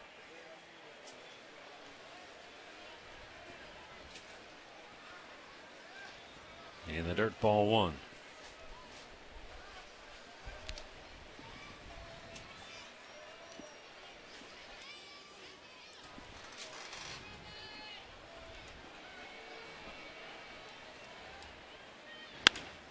Grady, a one-hop smash. What a diving stop by Herman, and the throw not in time. Oh, boy, that was a great effort.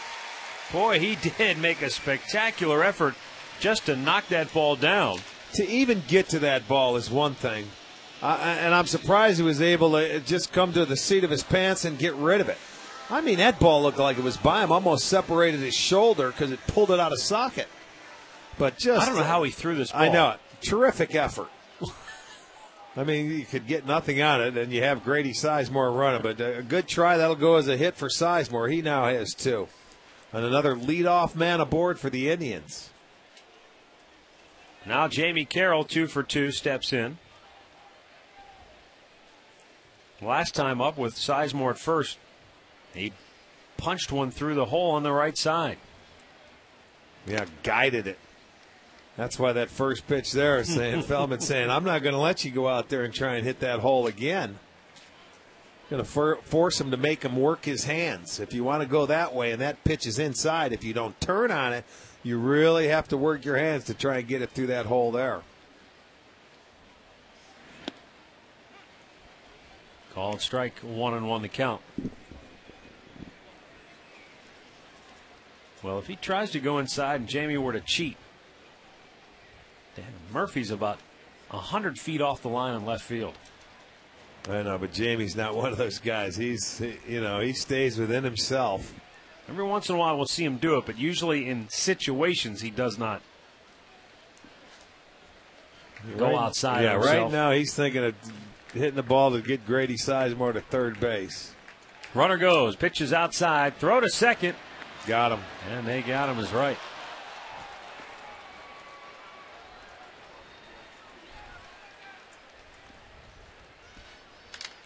Grady's had a tough year for stealing bases. He's now 10 of 18. It's the 8th time he has been caught, and that ball sort of slides right up the line. He slid right into the tag. Took a peek back in, and that was actually a good pitch to throw on because it was up and out over the plate, and Carroll couldn't do anything to protect it. Now the count goes to 2-2.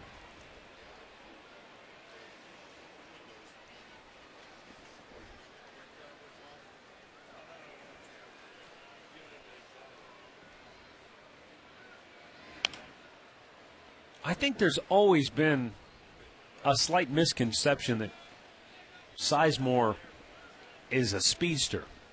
He's a guy who runs all out, gives 100% effort, but I don't think he's ever been considered, a blazing fast He's runner. quick. He's quick. He has quick feet. He gets to the spot quick.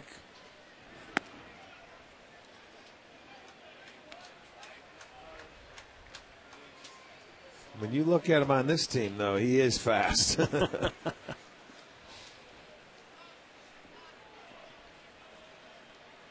Now the payoff pitch to Carroll, and it's ball 4. So 1 on, 1 out, and Asdrubal Cabrera will be the batter. Here's another check of the Alltel Text Bowl question of the game. What do you think about this Rangers club and their postseason chances? 1, if you think they'll win the West. 2, if you think they'll make the wild card. 3, if you think they'll whiff. Text your answer to 31962. Results coming up later in the game. And again, if you missed it earlier, the Rangers start today 5 games in back of the Angels in the West. 1.5 games in back of Boston in the wild card hunt. And Asdrubal Cabrera looks at a first pitch strike. Well, that was the first walk today for Texas. They didn't walk anybody yesterday. They only walked 2 in the series. They're in the first game, so it's 3 walks, 24 punch-outs for the Rangers pitching staff in this series. That's pretty much the formula when you're facing this Indian team. You don't want to give them any extra base runners. You force them to hit their way on and hit their way in. They've always been a club, and they're fourth in the league in walks with 442. Cabrera in the air, right center. Bird, the center fielder, has it, 2 down.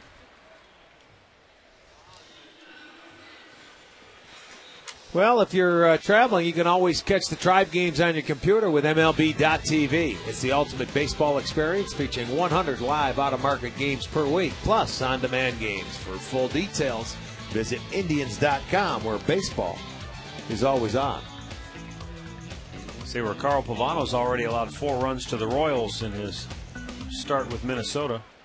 Well, just pitch him against Detroit, and that's it. Shin-Soo Choo pops it in the air, center field. Bird makes the grab, and the inning is over. 5 complete. It's still Texas 3, Cleveland 1.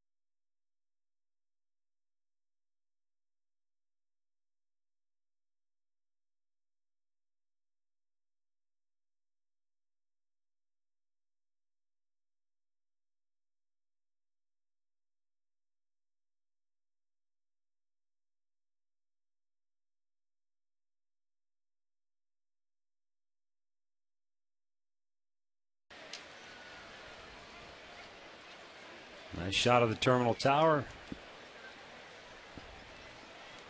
3-1, Texas in front. 6th inning here at Progressive Field. Josh Hamilton, Hank Blaylock, David Murphy, the triumvirate of Ranger left-handed hitters.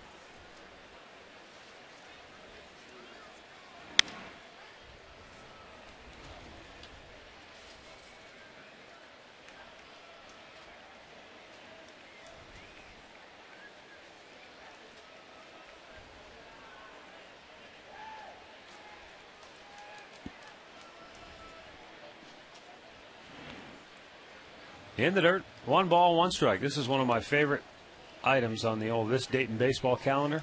1972, on this day, Tigers manager Billy Martin, in an effort to stop a 4-game losing streak, picks his starting lineup out of a hat for the first game of a doubleheader.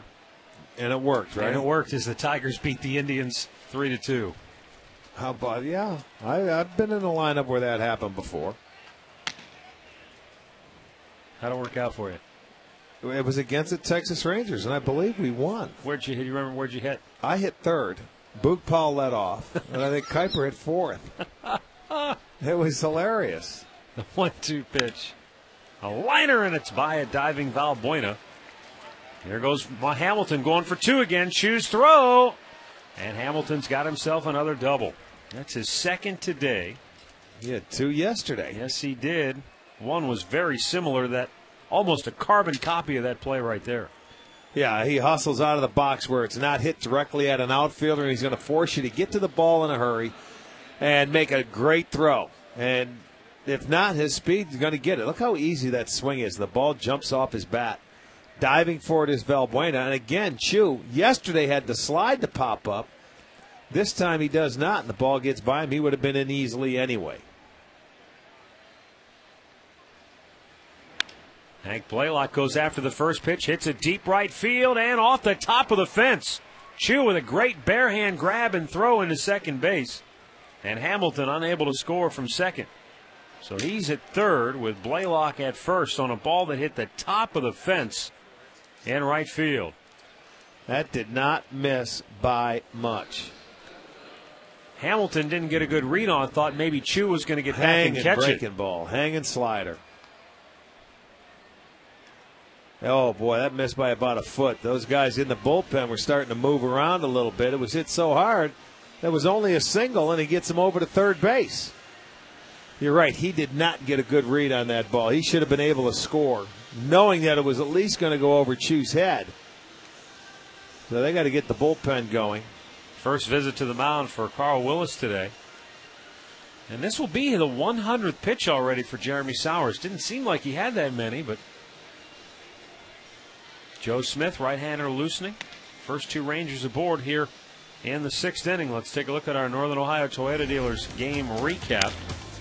Shin-Soo Chu's sac fly in the first put the Indians on the board 1-0 as Jamie Carroll came home. And then Josh Hamilton with his second two-out, two-run double of the series put Texas in front. Elvis Andrus with a solo homer in the fourth made it 3-1, and that's where we stand. For a dealer near you, visit buyatoyota.com.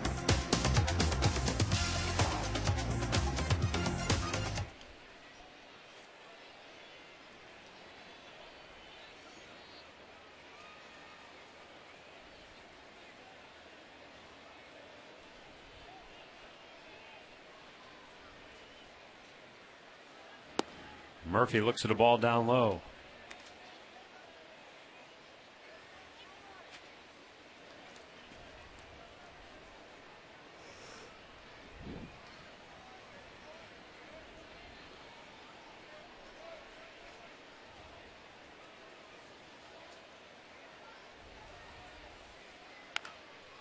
That's hit well. Deep right field again. Chu over on the run. Makes a diving catch. Tagging at third, coming home is Hamilton. And he will score. And it's a 4-1 Texas lead. But what a great catch by Chu in right field.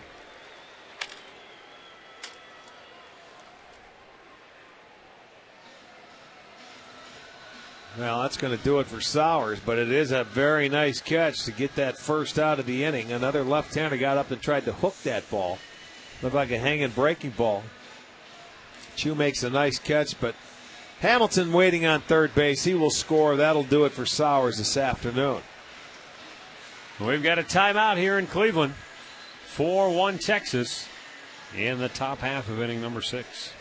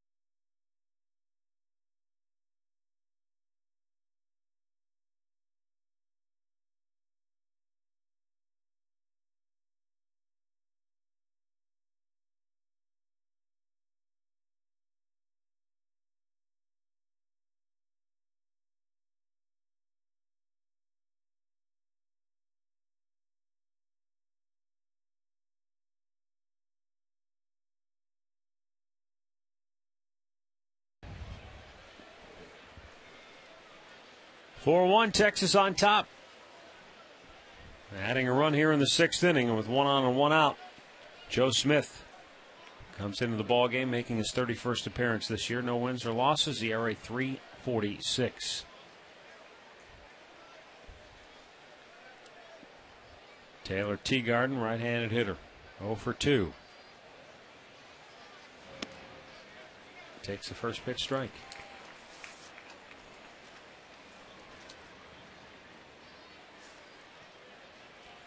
Smith pitched a inning in the first game of this series. Did a nice job. Gave up a hit. Had a strikeout. Had a very sharp slider.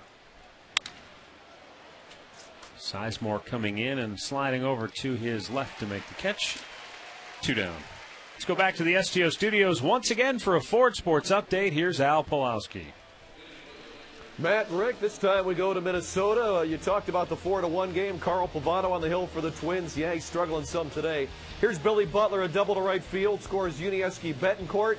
4-1 now. Royals lead the Twins. Pavano giving up 4 runs on 4 hits thus far today. Back to you.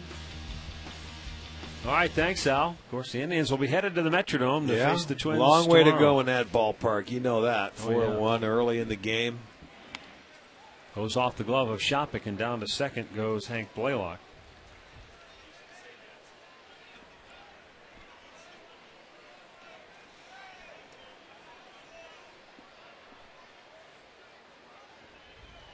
A little slider out of control there by Smith. It'll go as a wild pitch.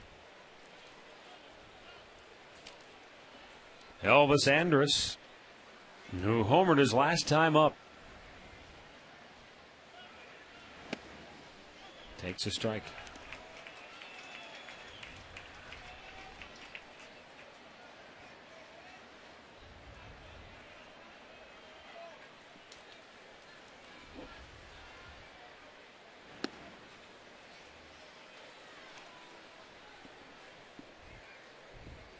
Rangers got 2 in the 3rd on a 2-out, 2-run double by Josh Hamilton. A 2-out solo homer by Andrus in the 4th made it 3-1.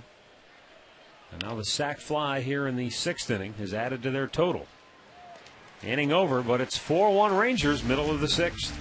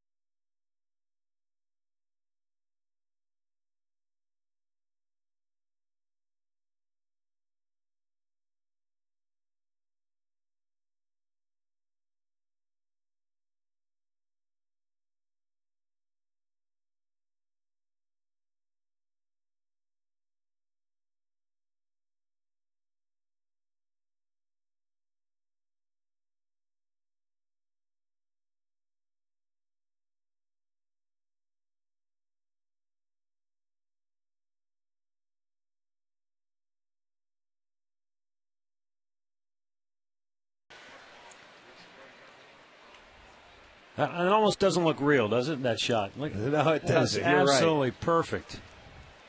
It's like a coming drawing. from the water, man. It's yeah, it is. It's beautiful. 4-1 our score. Texas on top, bottom of the 6th. Kids are waiting to get into something here, you know, for Kids Camp Day. They just offensively haven't had a lot to cheer about. It's been a frustrating day because they've had opportunities. Right. And unable to cash in other than a sacrifice fly in the first inning. Johnny, a routine tapper to short. 1 away. Hey, see the 2009 Cleveland Browns for the first time live at Brown Stadium for as little as $16. Get 50% off any ticket purchase for the Browns preseason opener against the Detroit Lions, presented by AT&T. Coming up Saturday, August 22nd at 7:30. Buy online now at clevelandbrowns.com.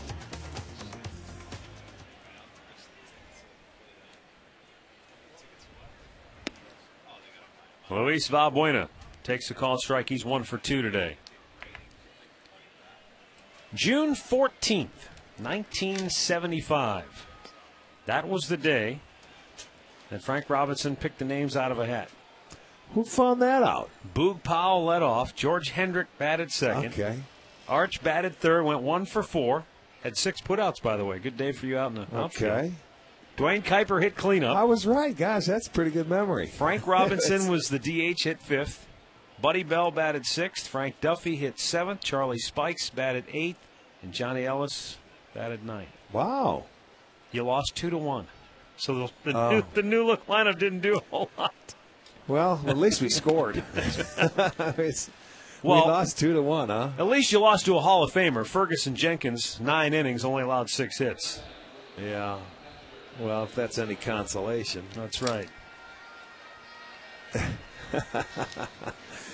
Well, next Friday we come home. It'll be fireworks night as always. The Mariners will be in town. Come on out. It'll be a terrific show. Not only Friday, we'll also have them on Saturday as well. The Rock and Blast.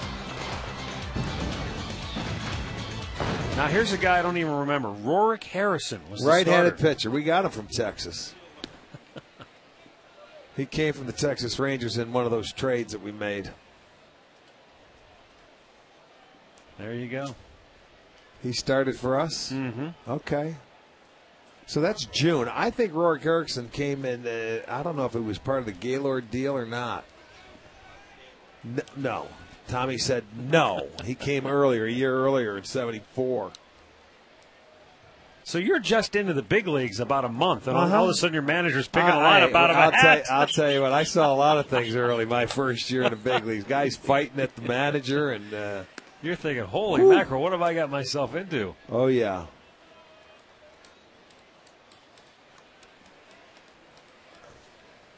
Kelly Shopik has singled and been hit by a pitch today.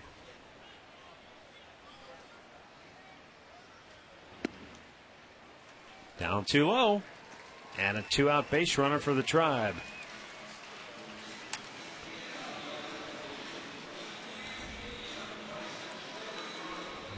Well, I'm sure he probably already put his, there's a fireworks guy. That's the guy that shoots him off when something happens. Well, he's been had a weekend off, or the week off, I should say. I'm surprised the shirt's not off getting a tan, but I think he had to put it back on. He was getting burned. Well, here's Trevor Crowe. He's looking for his first home run.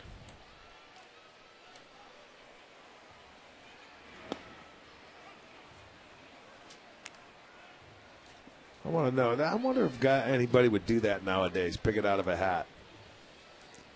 I wonder when the last time that happened. It's funny that Tommy was able to go up online and find it. You know, what'd you do, Bo? Where'd you look? He remembers, probably. Well, knowing him. Well, it was June 14th, 1975. I think there would be managers who would, maybe have a whimsical thought and do that. I want to see who. The problem is today that the media coverage of an event like that, if it ever got out, it would get out. You know it would. Sure it would. Ground ball to Why second. not tell them? Inning-ending force. 6 complete. 4-1 Rangers.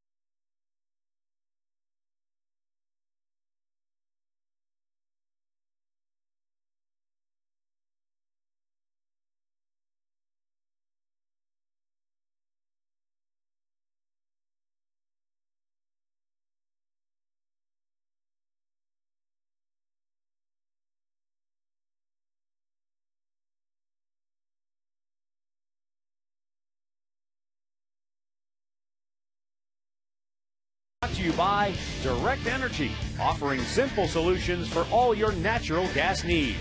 Visit directenergy.com/GoDrive for details. And by AM/PM, too much good stuff.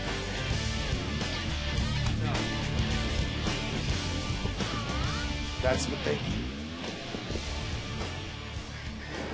It's a 4-1 Rangers lead here in the 7th inning. He's working on his fastball right there. That'll hit the strike zone. There's the kids. Summer camp day here at Progressive Field. Lots of kids in the building, some kids in our booth. Yeah. They're all over. Esteban Herman for the 4th time today. He's 0 for 3. Well, normally he came into this game, and the reason why he was starting, he was 8 for 9 against Jeremy Sowers, and he ended up going 0 for 3 against him. Different color blue in that jersey. Yeah, that and the fact Ron Washington, Omar Vizquel at 42, he needed to give him a day off. Absolutely. Picked his spot here. Omar been pressed into everyday playing duties with the injury to Ian Kinsler.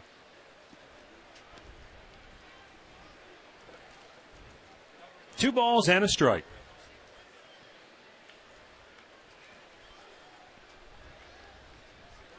No telling how much longer Vizquel will continue to play, but he still looks great. Swing and a miss, 2-2.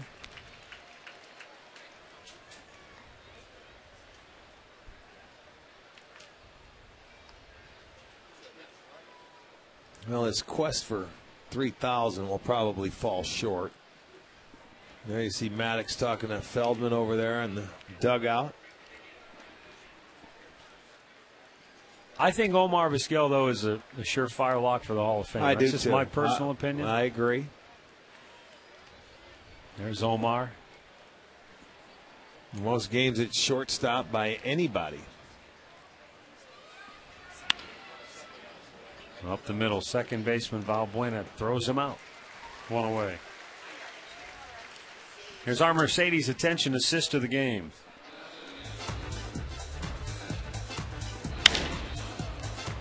Brady Sizemore fighting the sun and then running out of real estate, makes the catch in deep center field off Marlon Byrd's bat. Feeling that wall getting ever so close, but he's still able to hold on.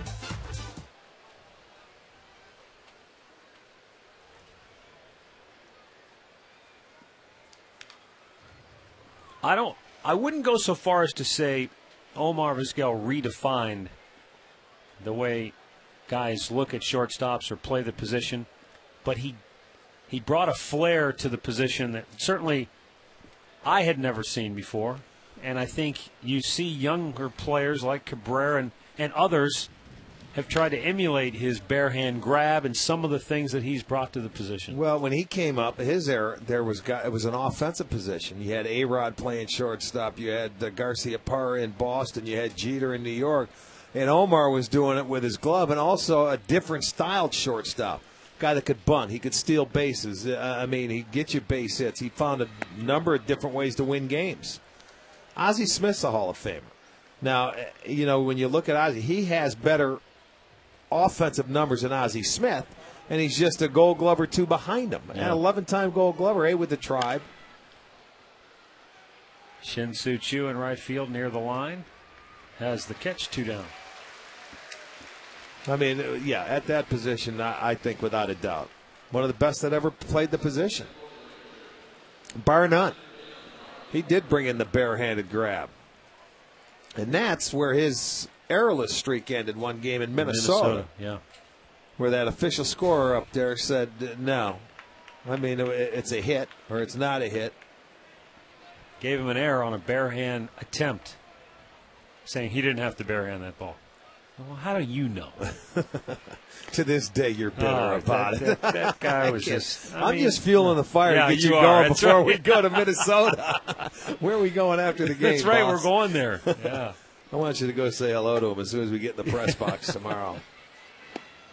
And that's the thing about a guy like Vizquel, though, because you wanted that streak to stay alive for him because, he was a guy you rooted for. Right.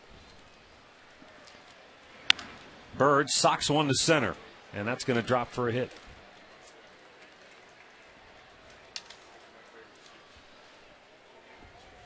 And we'll bring up Andrew Jones, who doubled and scored in the third. That's their 5th 2-out hit today. Out of their 9.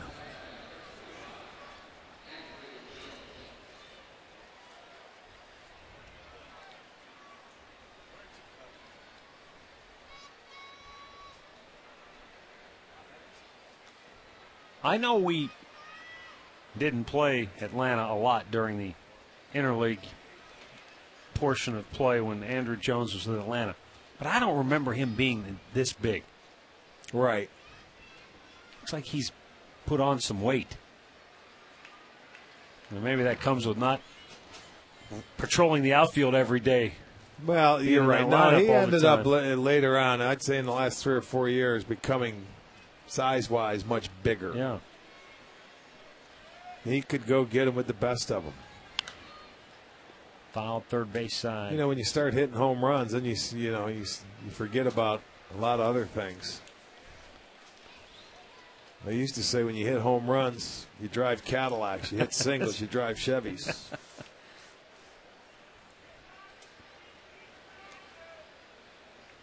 They list him at 6'1", 240. Not too many center fielders rolling around at 240. No.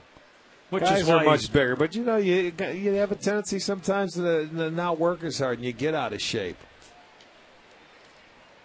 He was so good for so long. Sometimes you lose that work ethic.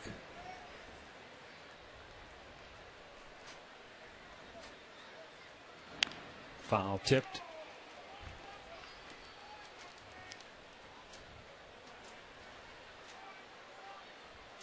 And let's face it, it became an offensive game. When you hit home runs and you score runs, that's what a lot of people like. But defense and pitching win you championships, and they will win you more games than when you bank on hitting day in and day out. Because too many slumps in that. If you're a successful hitter, you're still failing 70% of the time. Oh, he had him timed beautifully. Look at that. He stole it anyway. He timed it about as well as you can time it. So give Bird a stolen base, his 6th. I mean, he was off and running. Smith, instead of just stepping off and holding it, he threw to first base, and that wasn't in time for Jimenez to throw it over to.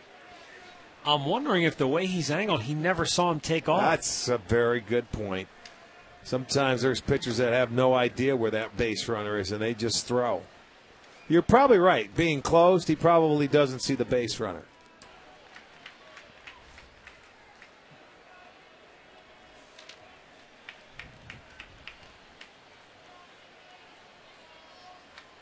Seventh inning here, and it's a 4-1 Rangers lead, looking for more.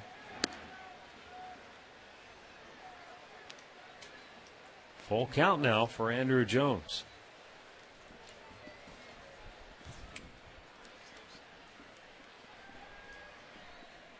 Josh Hamilton would be next.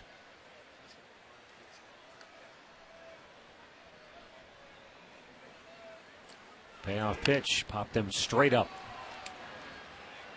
In comes Jimenez from first. He's got it. Inning over. Stretch time here in Cleveland. 4-1 Rangers.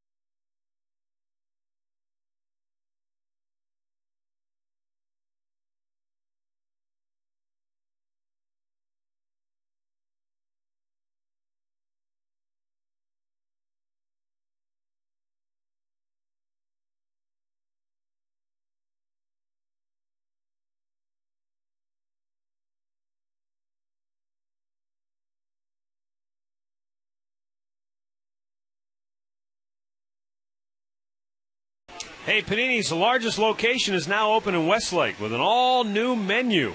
And that new menu is coming to your favorite Panini soon. Keep up to date at paninisgrill.com.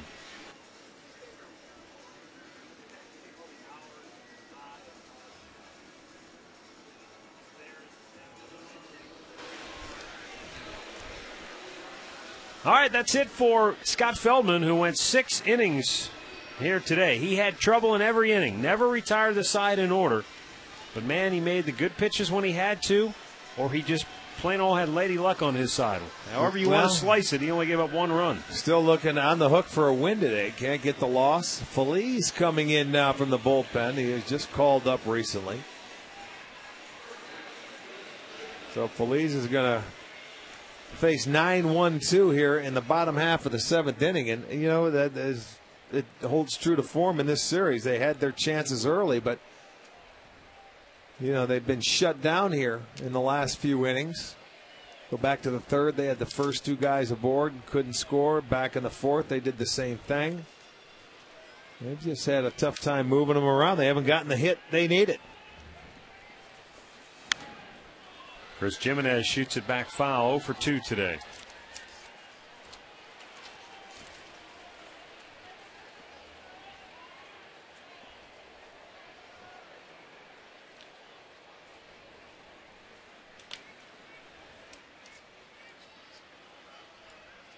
Only his 4th major league appearance, but he's been pretty good, getting 13 out of the 14 he's faced. And the only hit he's given up was a game-winning home run off the bat of Adam Kennedy in Oakland.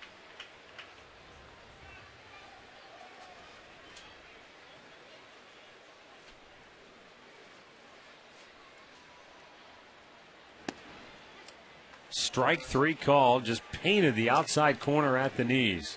Jimenez doesn't like the call. 1 down. Well, we want you to fill the house for the Special Olympics of Ohio, Greater Cleveland, next Wednesday. We come home to face the Angels, and every ticket sold, $1 will be donated to that charity. It's a season-long community outreach program and has already raised well over $300,000 for the local charities. Grady Sizemore is 2 for 3 today. 6 for 11 in the series.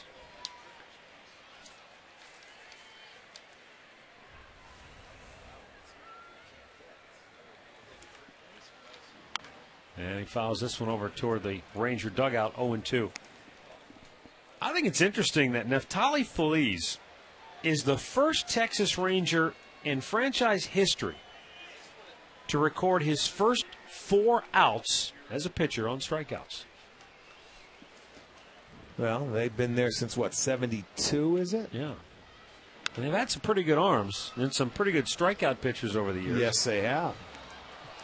But that is kind of rare to come in and, I mean, 4 straight strikeouts to start your major league career. But you would have thought somewhere along the line somebody did it. You know?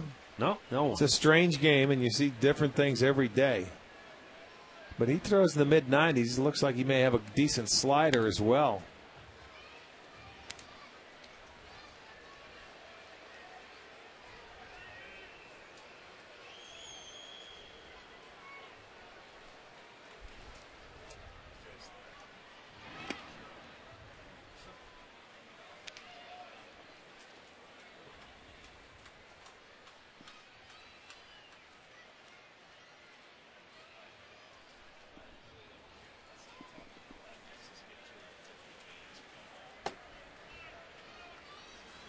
Now the 2-2 to Sizemore, swung on and missed, and I think we're starting to see why. Yeah, why Neftali Feliz struck out the first 4 batters to start his career.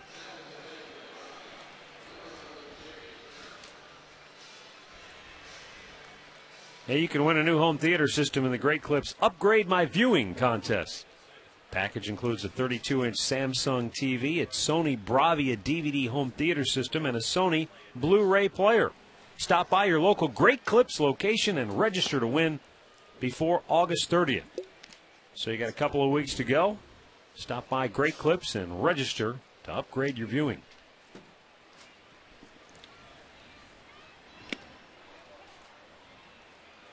guy looks pretty free and easy. And he just lets it go. And yes, the ball sort of jumps out of his hand. Well, they have some very good arms.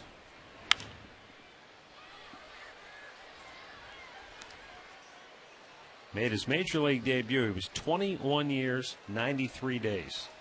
10th youngest pitcher in team history. So not only does he have a dynamite arm, but just 21 years old. Off speed pitch. And he strikes out the side quietly. Go the Indians. 1, 2, 3.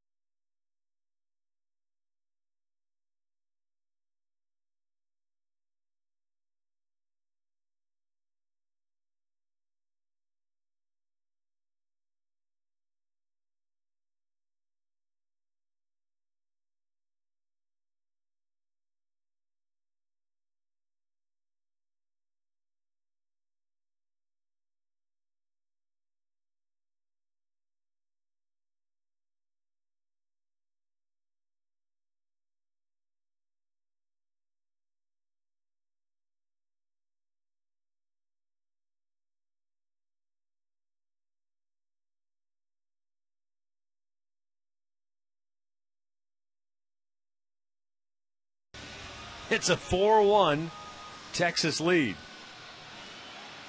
8th inning.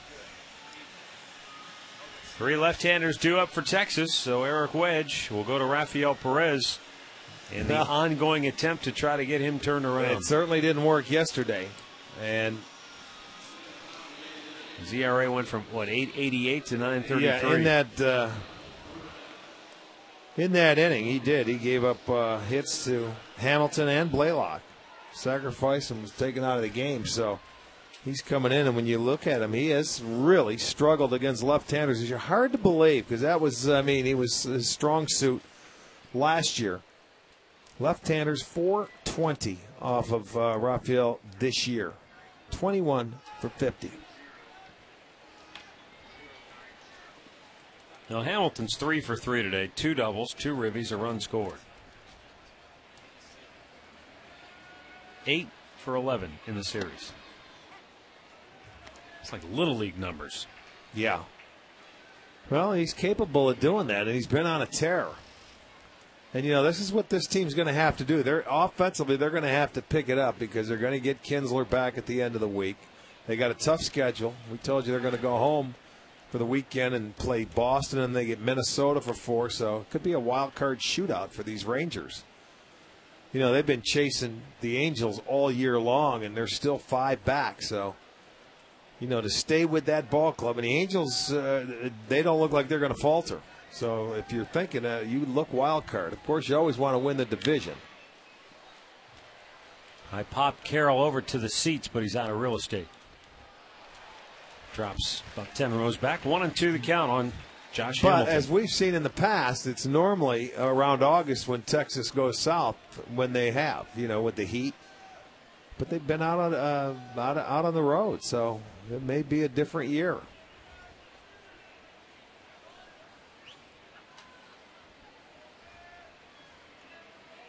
sometimes I think, too, Rick, the misnomer of that there's something happens in August. I don't think it's necessarily the weather in August as much as the cumulative effect. All year. I mean, it's broiling in June. It's broiling all through July. I think August they just hit that wall. They wear down. Yeah, I mean, you go out there. I mean, when you walk into that stifling heat, you can make 3 throws and you're loose. Let's play the game.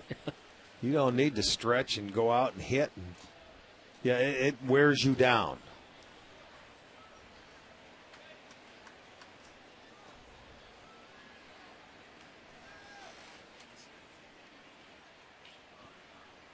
The 2-2.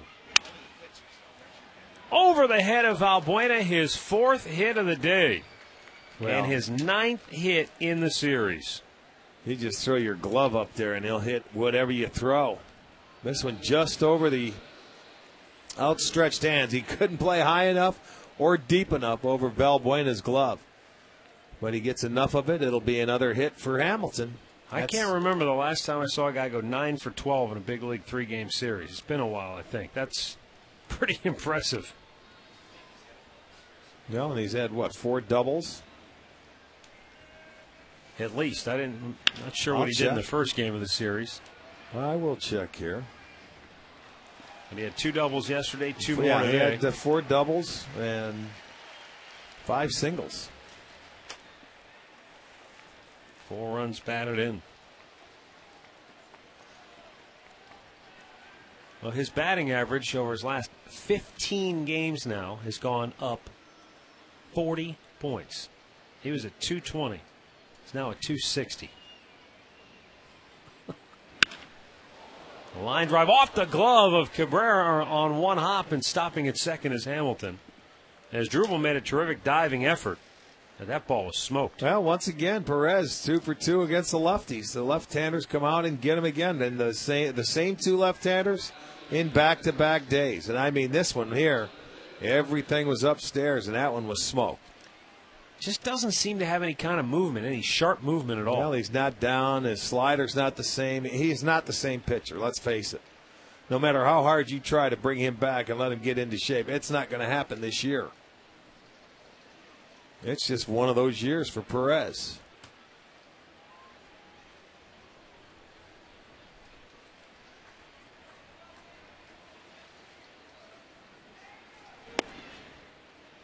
Down low, ball 1.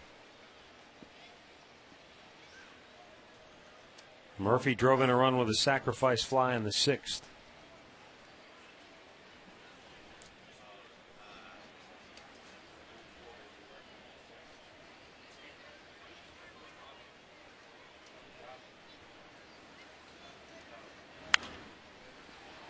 Pop foul out of play. And don't forget, Sports Time Ohio is your home for the Cleveland Browns. Tonight at 9:30, Jim Donovan will go one-on-one with Browns head coach Eric Mangini. Then at 10, Zach Jackson takes you inside Browns training camp. And at 10:30 p.m., all the gang convenes for Training Camp Daily from Berea. Don't miss high-definition coverage of your Cleveland Browns tonight after the game, only on STO and STO HD. And, of course, right after the ball game, Bruce Drennan will be up with All Bets Are Off. Fouled back out of play.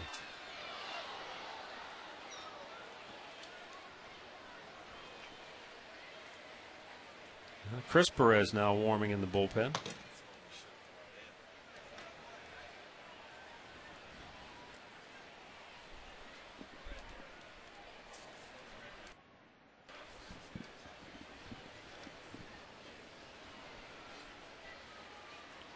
There's the 1-2 pitch now to David Murphy. Back to the mound. Perez goes to second for 1. Relay, not in time. First and third with 1 out. Let's look at the results right now in the Alltel Tex Bowl question of the game. Well, nobody's believing in these Texas Rangers, at least not the folks tuning in today. No, because they feel the wild card's coming out of the East, either Boston or Tampa. That's what I'm thinking. And they think that obviously the Angels are going to win the West again. And you know what? I may have a tendency to agree with them. Taylor Teagarden 0 for 3. All 3 times he's flied to center field.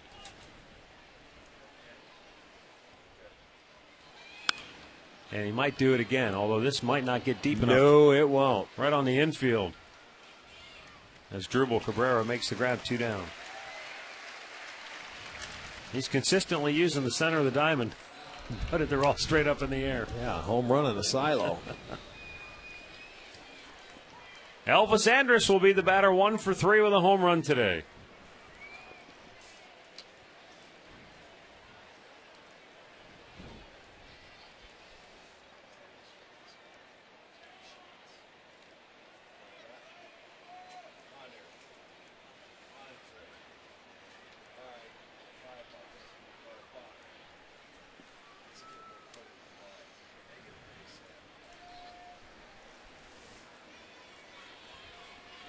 Rafael Perez delivers a first pitch strike.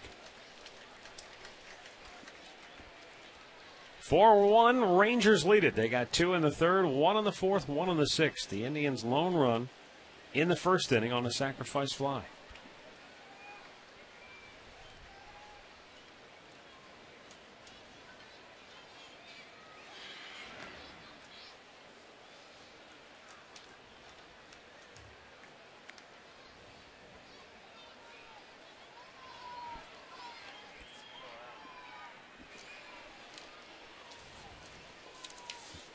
We're hitting the road after this game wraps up today. Off to Minnesota. 3-game weekend series against the Twins. Starts tomorrow at 8 o'clock here on Sports Time Ohio. Justin Masterson will make his second start for the Indians against Scott Baker of the Twins. Runner at first breaks for second. Bouncing ball up the middle. Balbuena will throw out Andrus, and the inning is over. We'll go to the bottom of the 8th. Still 4-1 Texas.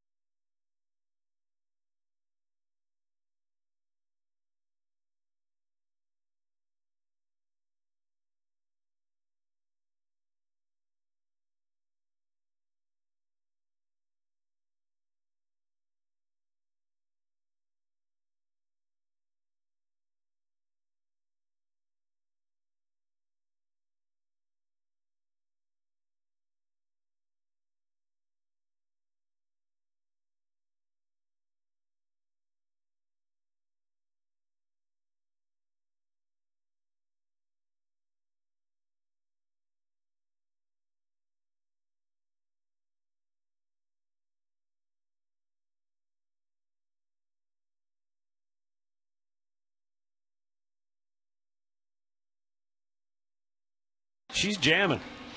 Yes, she is. And she's styling, too, with the Rockstar shades and the Rockstar shirt. Well, she's looking for some offense, man. She wants to get rolling. Rockstars need some run support. As Drupal Cabrera, Shin-Soo Choo, and Johnny Peralta here in the bottom of the 8th.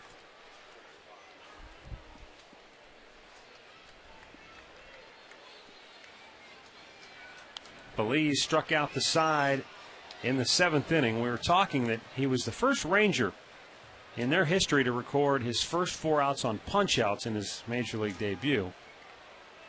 And that's the longest streak to start one's career in the big leagues since Pete Reichert of the Dodgers fanned a Major League record First 6 batters he faced, April 12th, 1962 against Cincinnati. Think about it. You walk in your first time in the big leagues and you punch out 6 guys. You got no choice but to go down. Yeah, that's true. They're thinking you're going to strike everybody out.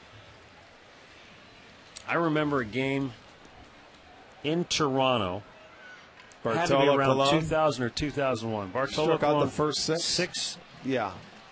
I remember a game. And then got lit up after that. Yeah, I remember a game in Minnesota. Was it Ron Davis? Struck out, I think, 9 straight guys, if I'm not mistaken. And that may be the record. We'll have to have Mr. Bowe, if he's paying attention. He's too busy coloring up there. The 2-2 pitch. Cabrera swung on and missed. Well, he struck out the first 4 Indians he's faced. But that's not a record. Well, and that's 10 punch-outs again today for the Tribe. They had, 11 yesterday?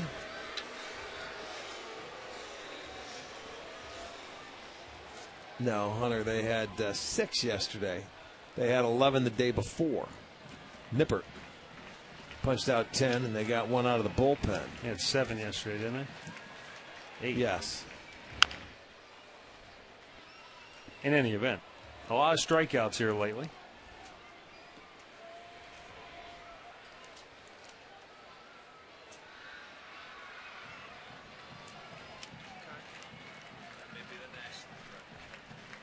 And the 0-1.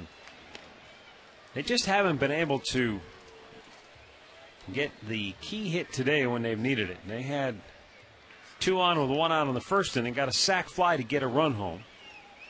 They had the first 2 on in the third, first 2 on in the fourth, and the first 2 on, well, no, not the first 2 on.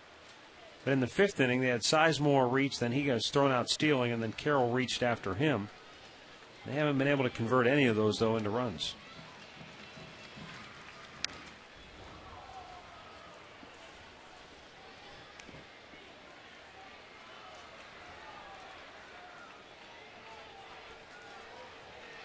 You know, in that series in Chicago, from the 4th inning on, the Indians scored 13 runs.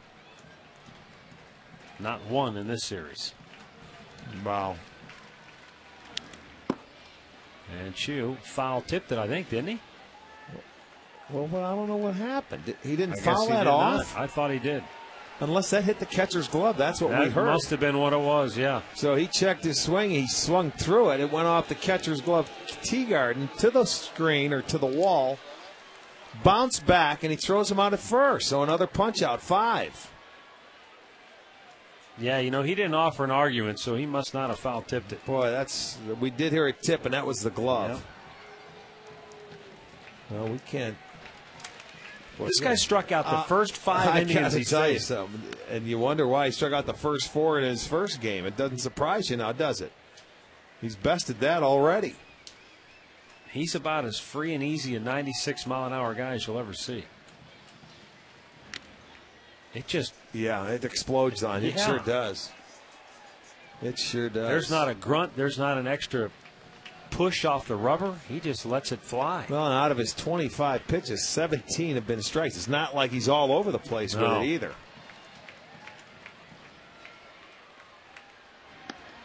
And he drops a little slider in there.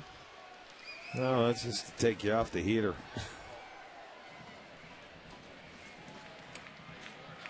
He's another guy that came from Atlanta in that 7-player trade at the deadline in 07. Down the right field line and into the corner foul.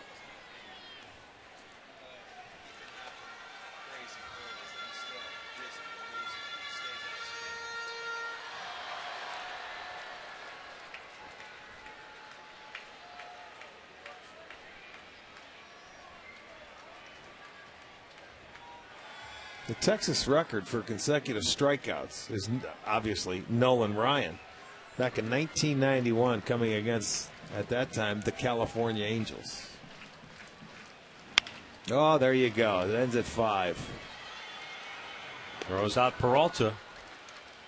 And Feliz impressive here today.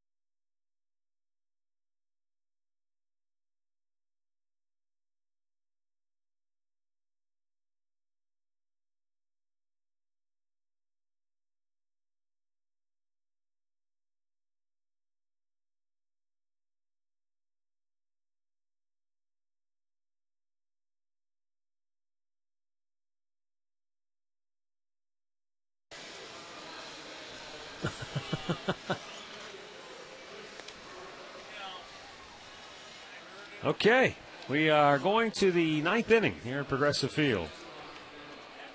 And the Rangers, with a 4-1 advantage, will face Chris Perez, top of the order.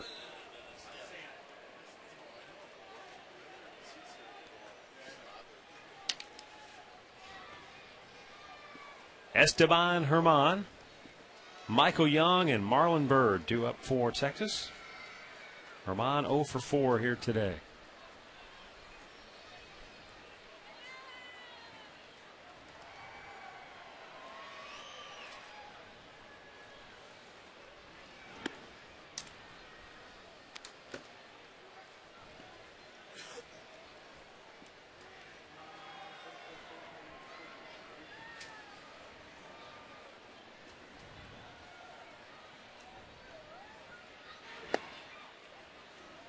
Fastball strike evens the count of 1-1.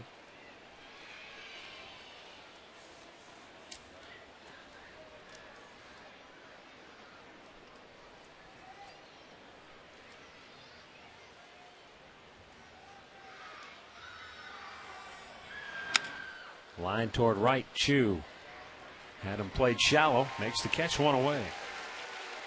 Let's go back to the STO studios once again for a Ford Sports update with Al. All right, Matt, Rick, let's go back to Minnesota where the Twins trying to get back into this one. They were down 5-1, but then Joe Mauer unloads a 3-run homer. It's a 1-run game now, 5-4 Kansas City. They're at the top of the 6th inning in Minneapolis. Back to you. Yeah, he's having a good year with the home run ball. That's a long way from being over. Yes, it is. Michael Young, 2 for 4 here today. Mauer started the day with a 9-point lead over Ichiro Suzuki in the batting title race.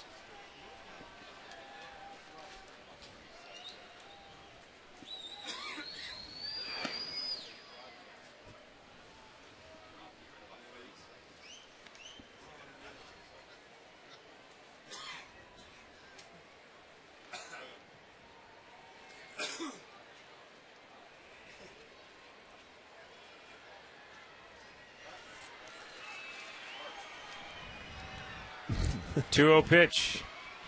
Fouled back over the screen. Michael Young with 142 hits on the year.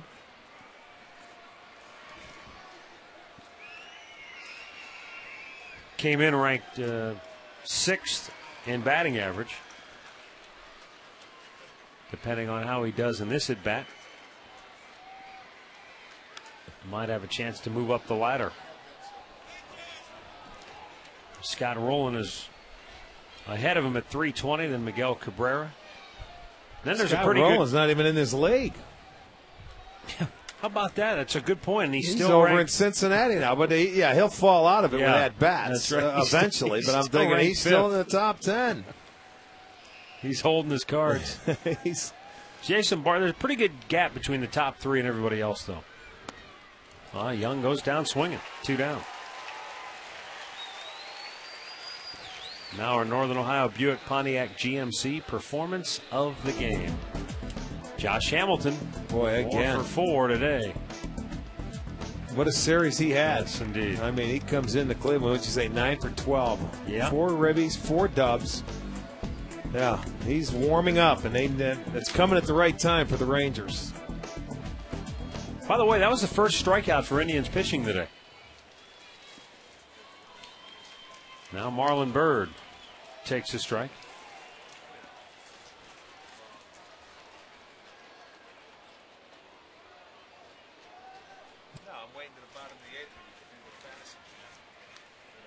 Now the 0-1.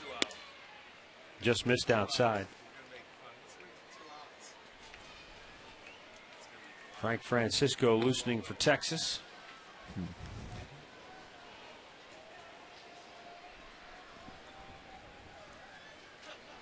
Swung on and missed, 1-2 the count.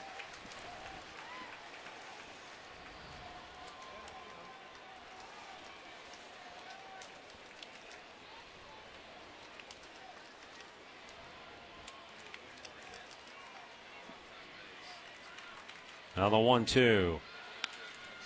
In the hole, right side, Marlon Byrd. His second hit today. And Andrew Jones, 1 for 3 with a double and a run scored, will be the batter.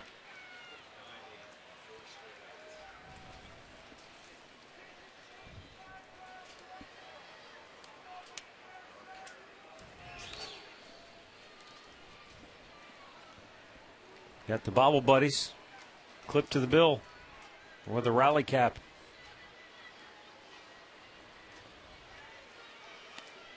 Outside for ball 1.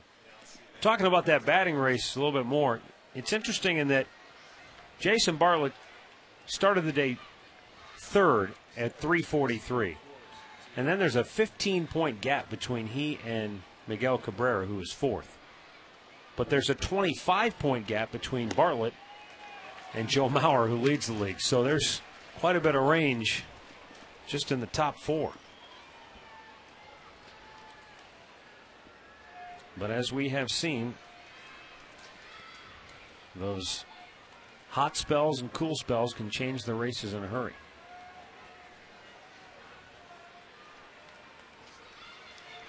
Runner goes, throw to second base, got him.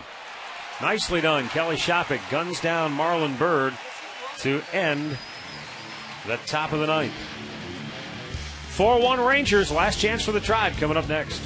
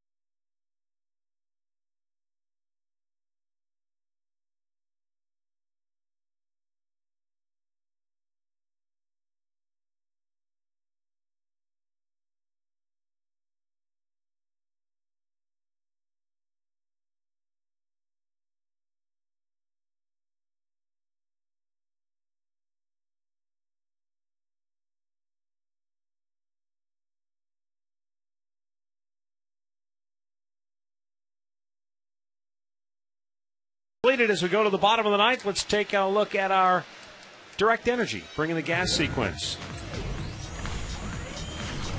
Chris Perez facing Michael Young. The only punch out for Indians pitchers here today came with 1 out in the 9th inning. A breaking ball Started him off with a breaking ball away, ran one in, 2-0, and then he fouled 2 off. Got him with a good slider.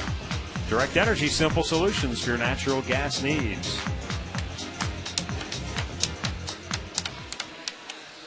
Frank Francisco has 15 saves on the year, coming in to try and nail it down for Texas. Looking for his 16th on the year. He'll face Luis Valbuena, Kelly Shopik, and Trevor Crowe. 4 runs on 12 hits for Chicago, but the Indians have 1 run on 7 hits. Rangers have left 8. Indians have stranded 7. Indians left a base runner the first 6 innings, and then Neftali Feliz came in and set down 6 in a row, the first 5 by strikeout.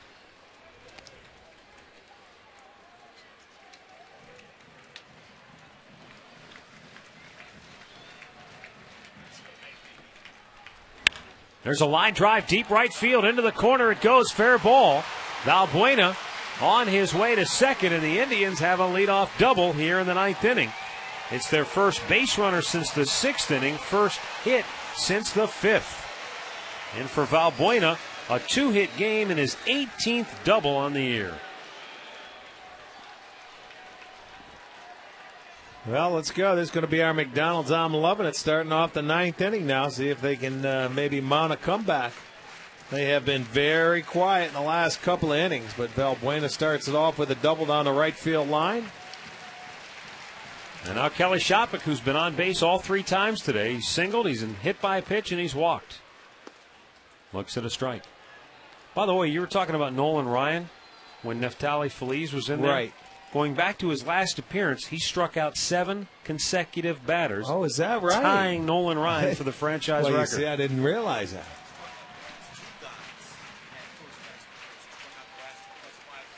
Right. Well, that's what he said. That's what I said. Hey, Tommy, Thanks sit for down. Hey, Matt, that was the last time. 2 guys, and then 5 today. That's 7. I think There's that's what you said. Into right field Holy near the line. smokes. Whoa, look out. Hamilton ran into the railing before the ball popped into the Tell seats. him to sit down and calm down.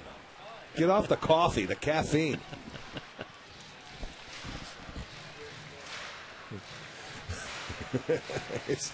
You want to come down, we'll put you on the spare headset so you can explain it. You'd think we'd been here for 10 days. We've only been here 3 games. Well, he's already kicking us out of the booth. He can't wait for us to leave.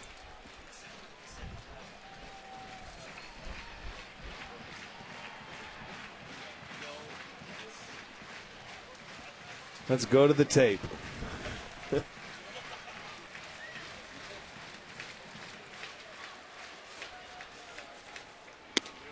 Up high.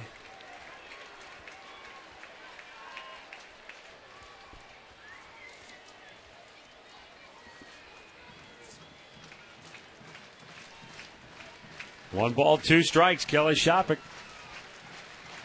trying to get aboard and bring the tying run to the plate here in the bottom of the 9th against Frank Francisco.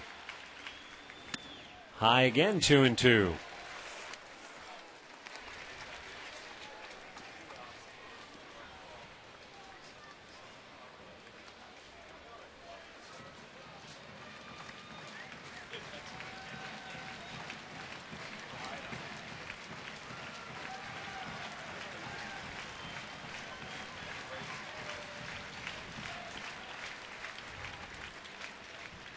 Shopik with a high pop.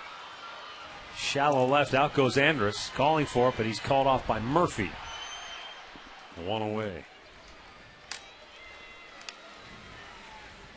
And that'll bring up Trevor Crowe, who is 0 for 3 here today, 0 for 8 in the series.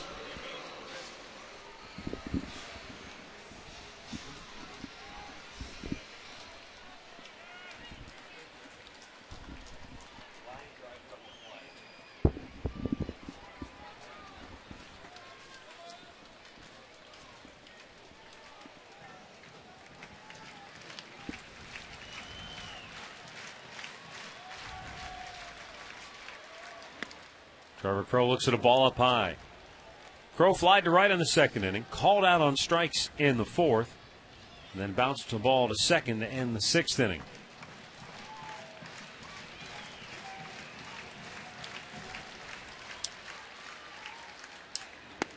But you go back to that 4th inning, and that was the same pitch right there that he was called out on with the first 2 runners aboard to start that inning.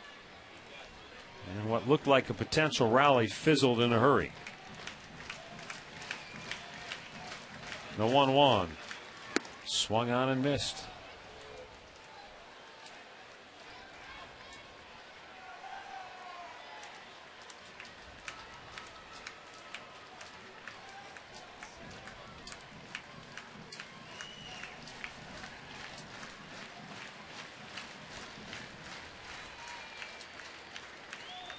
The 1-2. Just missed outside, not by much. Well, after you've been called out on one today, it's tough to take them, isn't it? Right out there.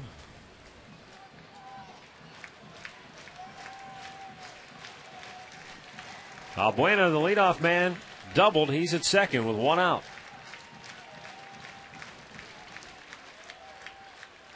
And the 2-2. Outside again, full count. Same pitch, same spot. Now, if he goes out there again, Trevor Crow will have to make a decision. And as you've said before, you don't want to put it in the hands of the He's not going to umpire. go out there again because you've got to throw him a strike and force him to put him on play, or you bring up the tying run. You can't walk him. Foul back. You've got to force him to hit his way on here. Justin Verlander leads Boston 1-0. Detroit over the Red Sox, bottom 5.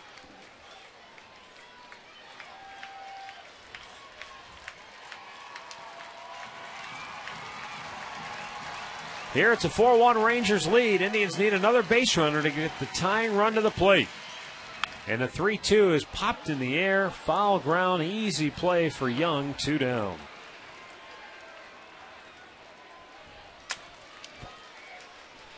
And so it's up to Chris Jimenez. Jimenez 0 for 3, couple of strikeouts, and he's bounced into a double play.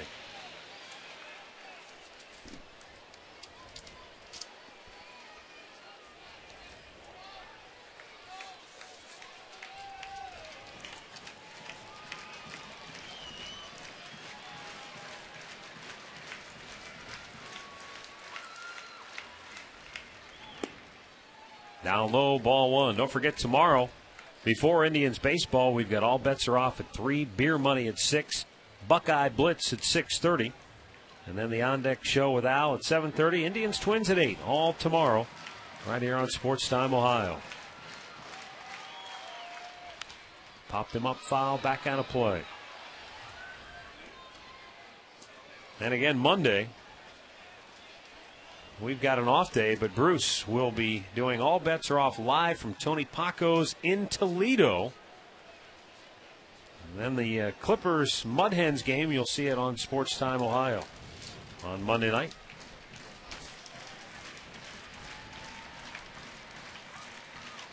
One pitch. Again, fouled back, 1-2.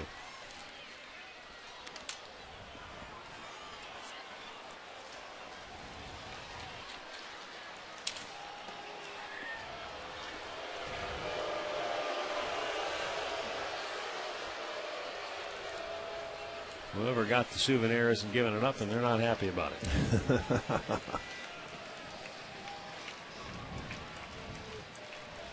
1 ball, 2 strikes. Sizemore would be next if Jimenez can get aboard. And a tapper back.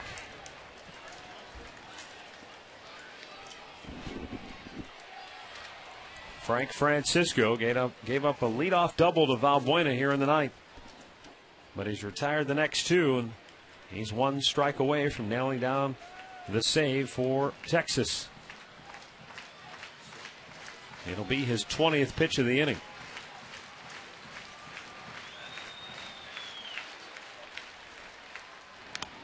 That one went straight back off the mask of home plate umpire Jeff Kellogg. A direct hit. Last thing you want in the bottom of the ninth with 2 strikes is one of these if you're the umpire.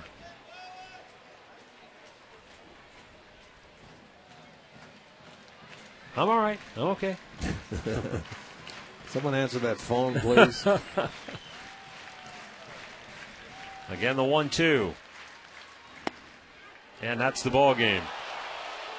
Texas won it last night 5-0. They shut down the Indians offense again here this afternoon, winning it 4-1. With the win, the Rangers are now 64-49.